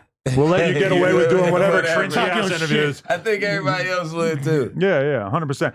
And then just make sure you flip that Draco style again. That was hard. Aaron Moses said, "R.I.P. Sinful the P. # glory to the game." Thanks. Okay, for sure. Callie Rosem said, "Vulture Cult." And then World of Illusion said, Lush looks like a penguin henchman. Okay, time for us to shoot a music video. Appreciate every single person who watched this. NoJumper.com. If you want to support, like, comment, subscribe. Go subscribe to the Trap Lord Ross channel. Go watch our interview that we did with Tay Savage. Go watch the new Adam Wack, Nick Cannon, Lush, and Trap Lord Ross episode. And look for some music dropping in the very, very near future. And don't be late. Go get you a Kill Squad mask. It's getting cold out there, man. Jeez. We got not no see jumper late.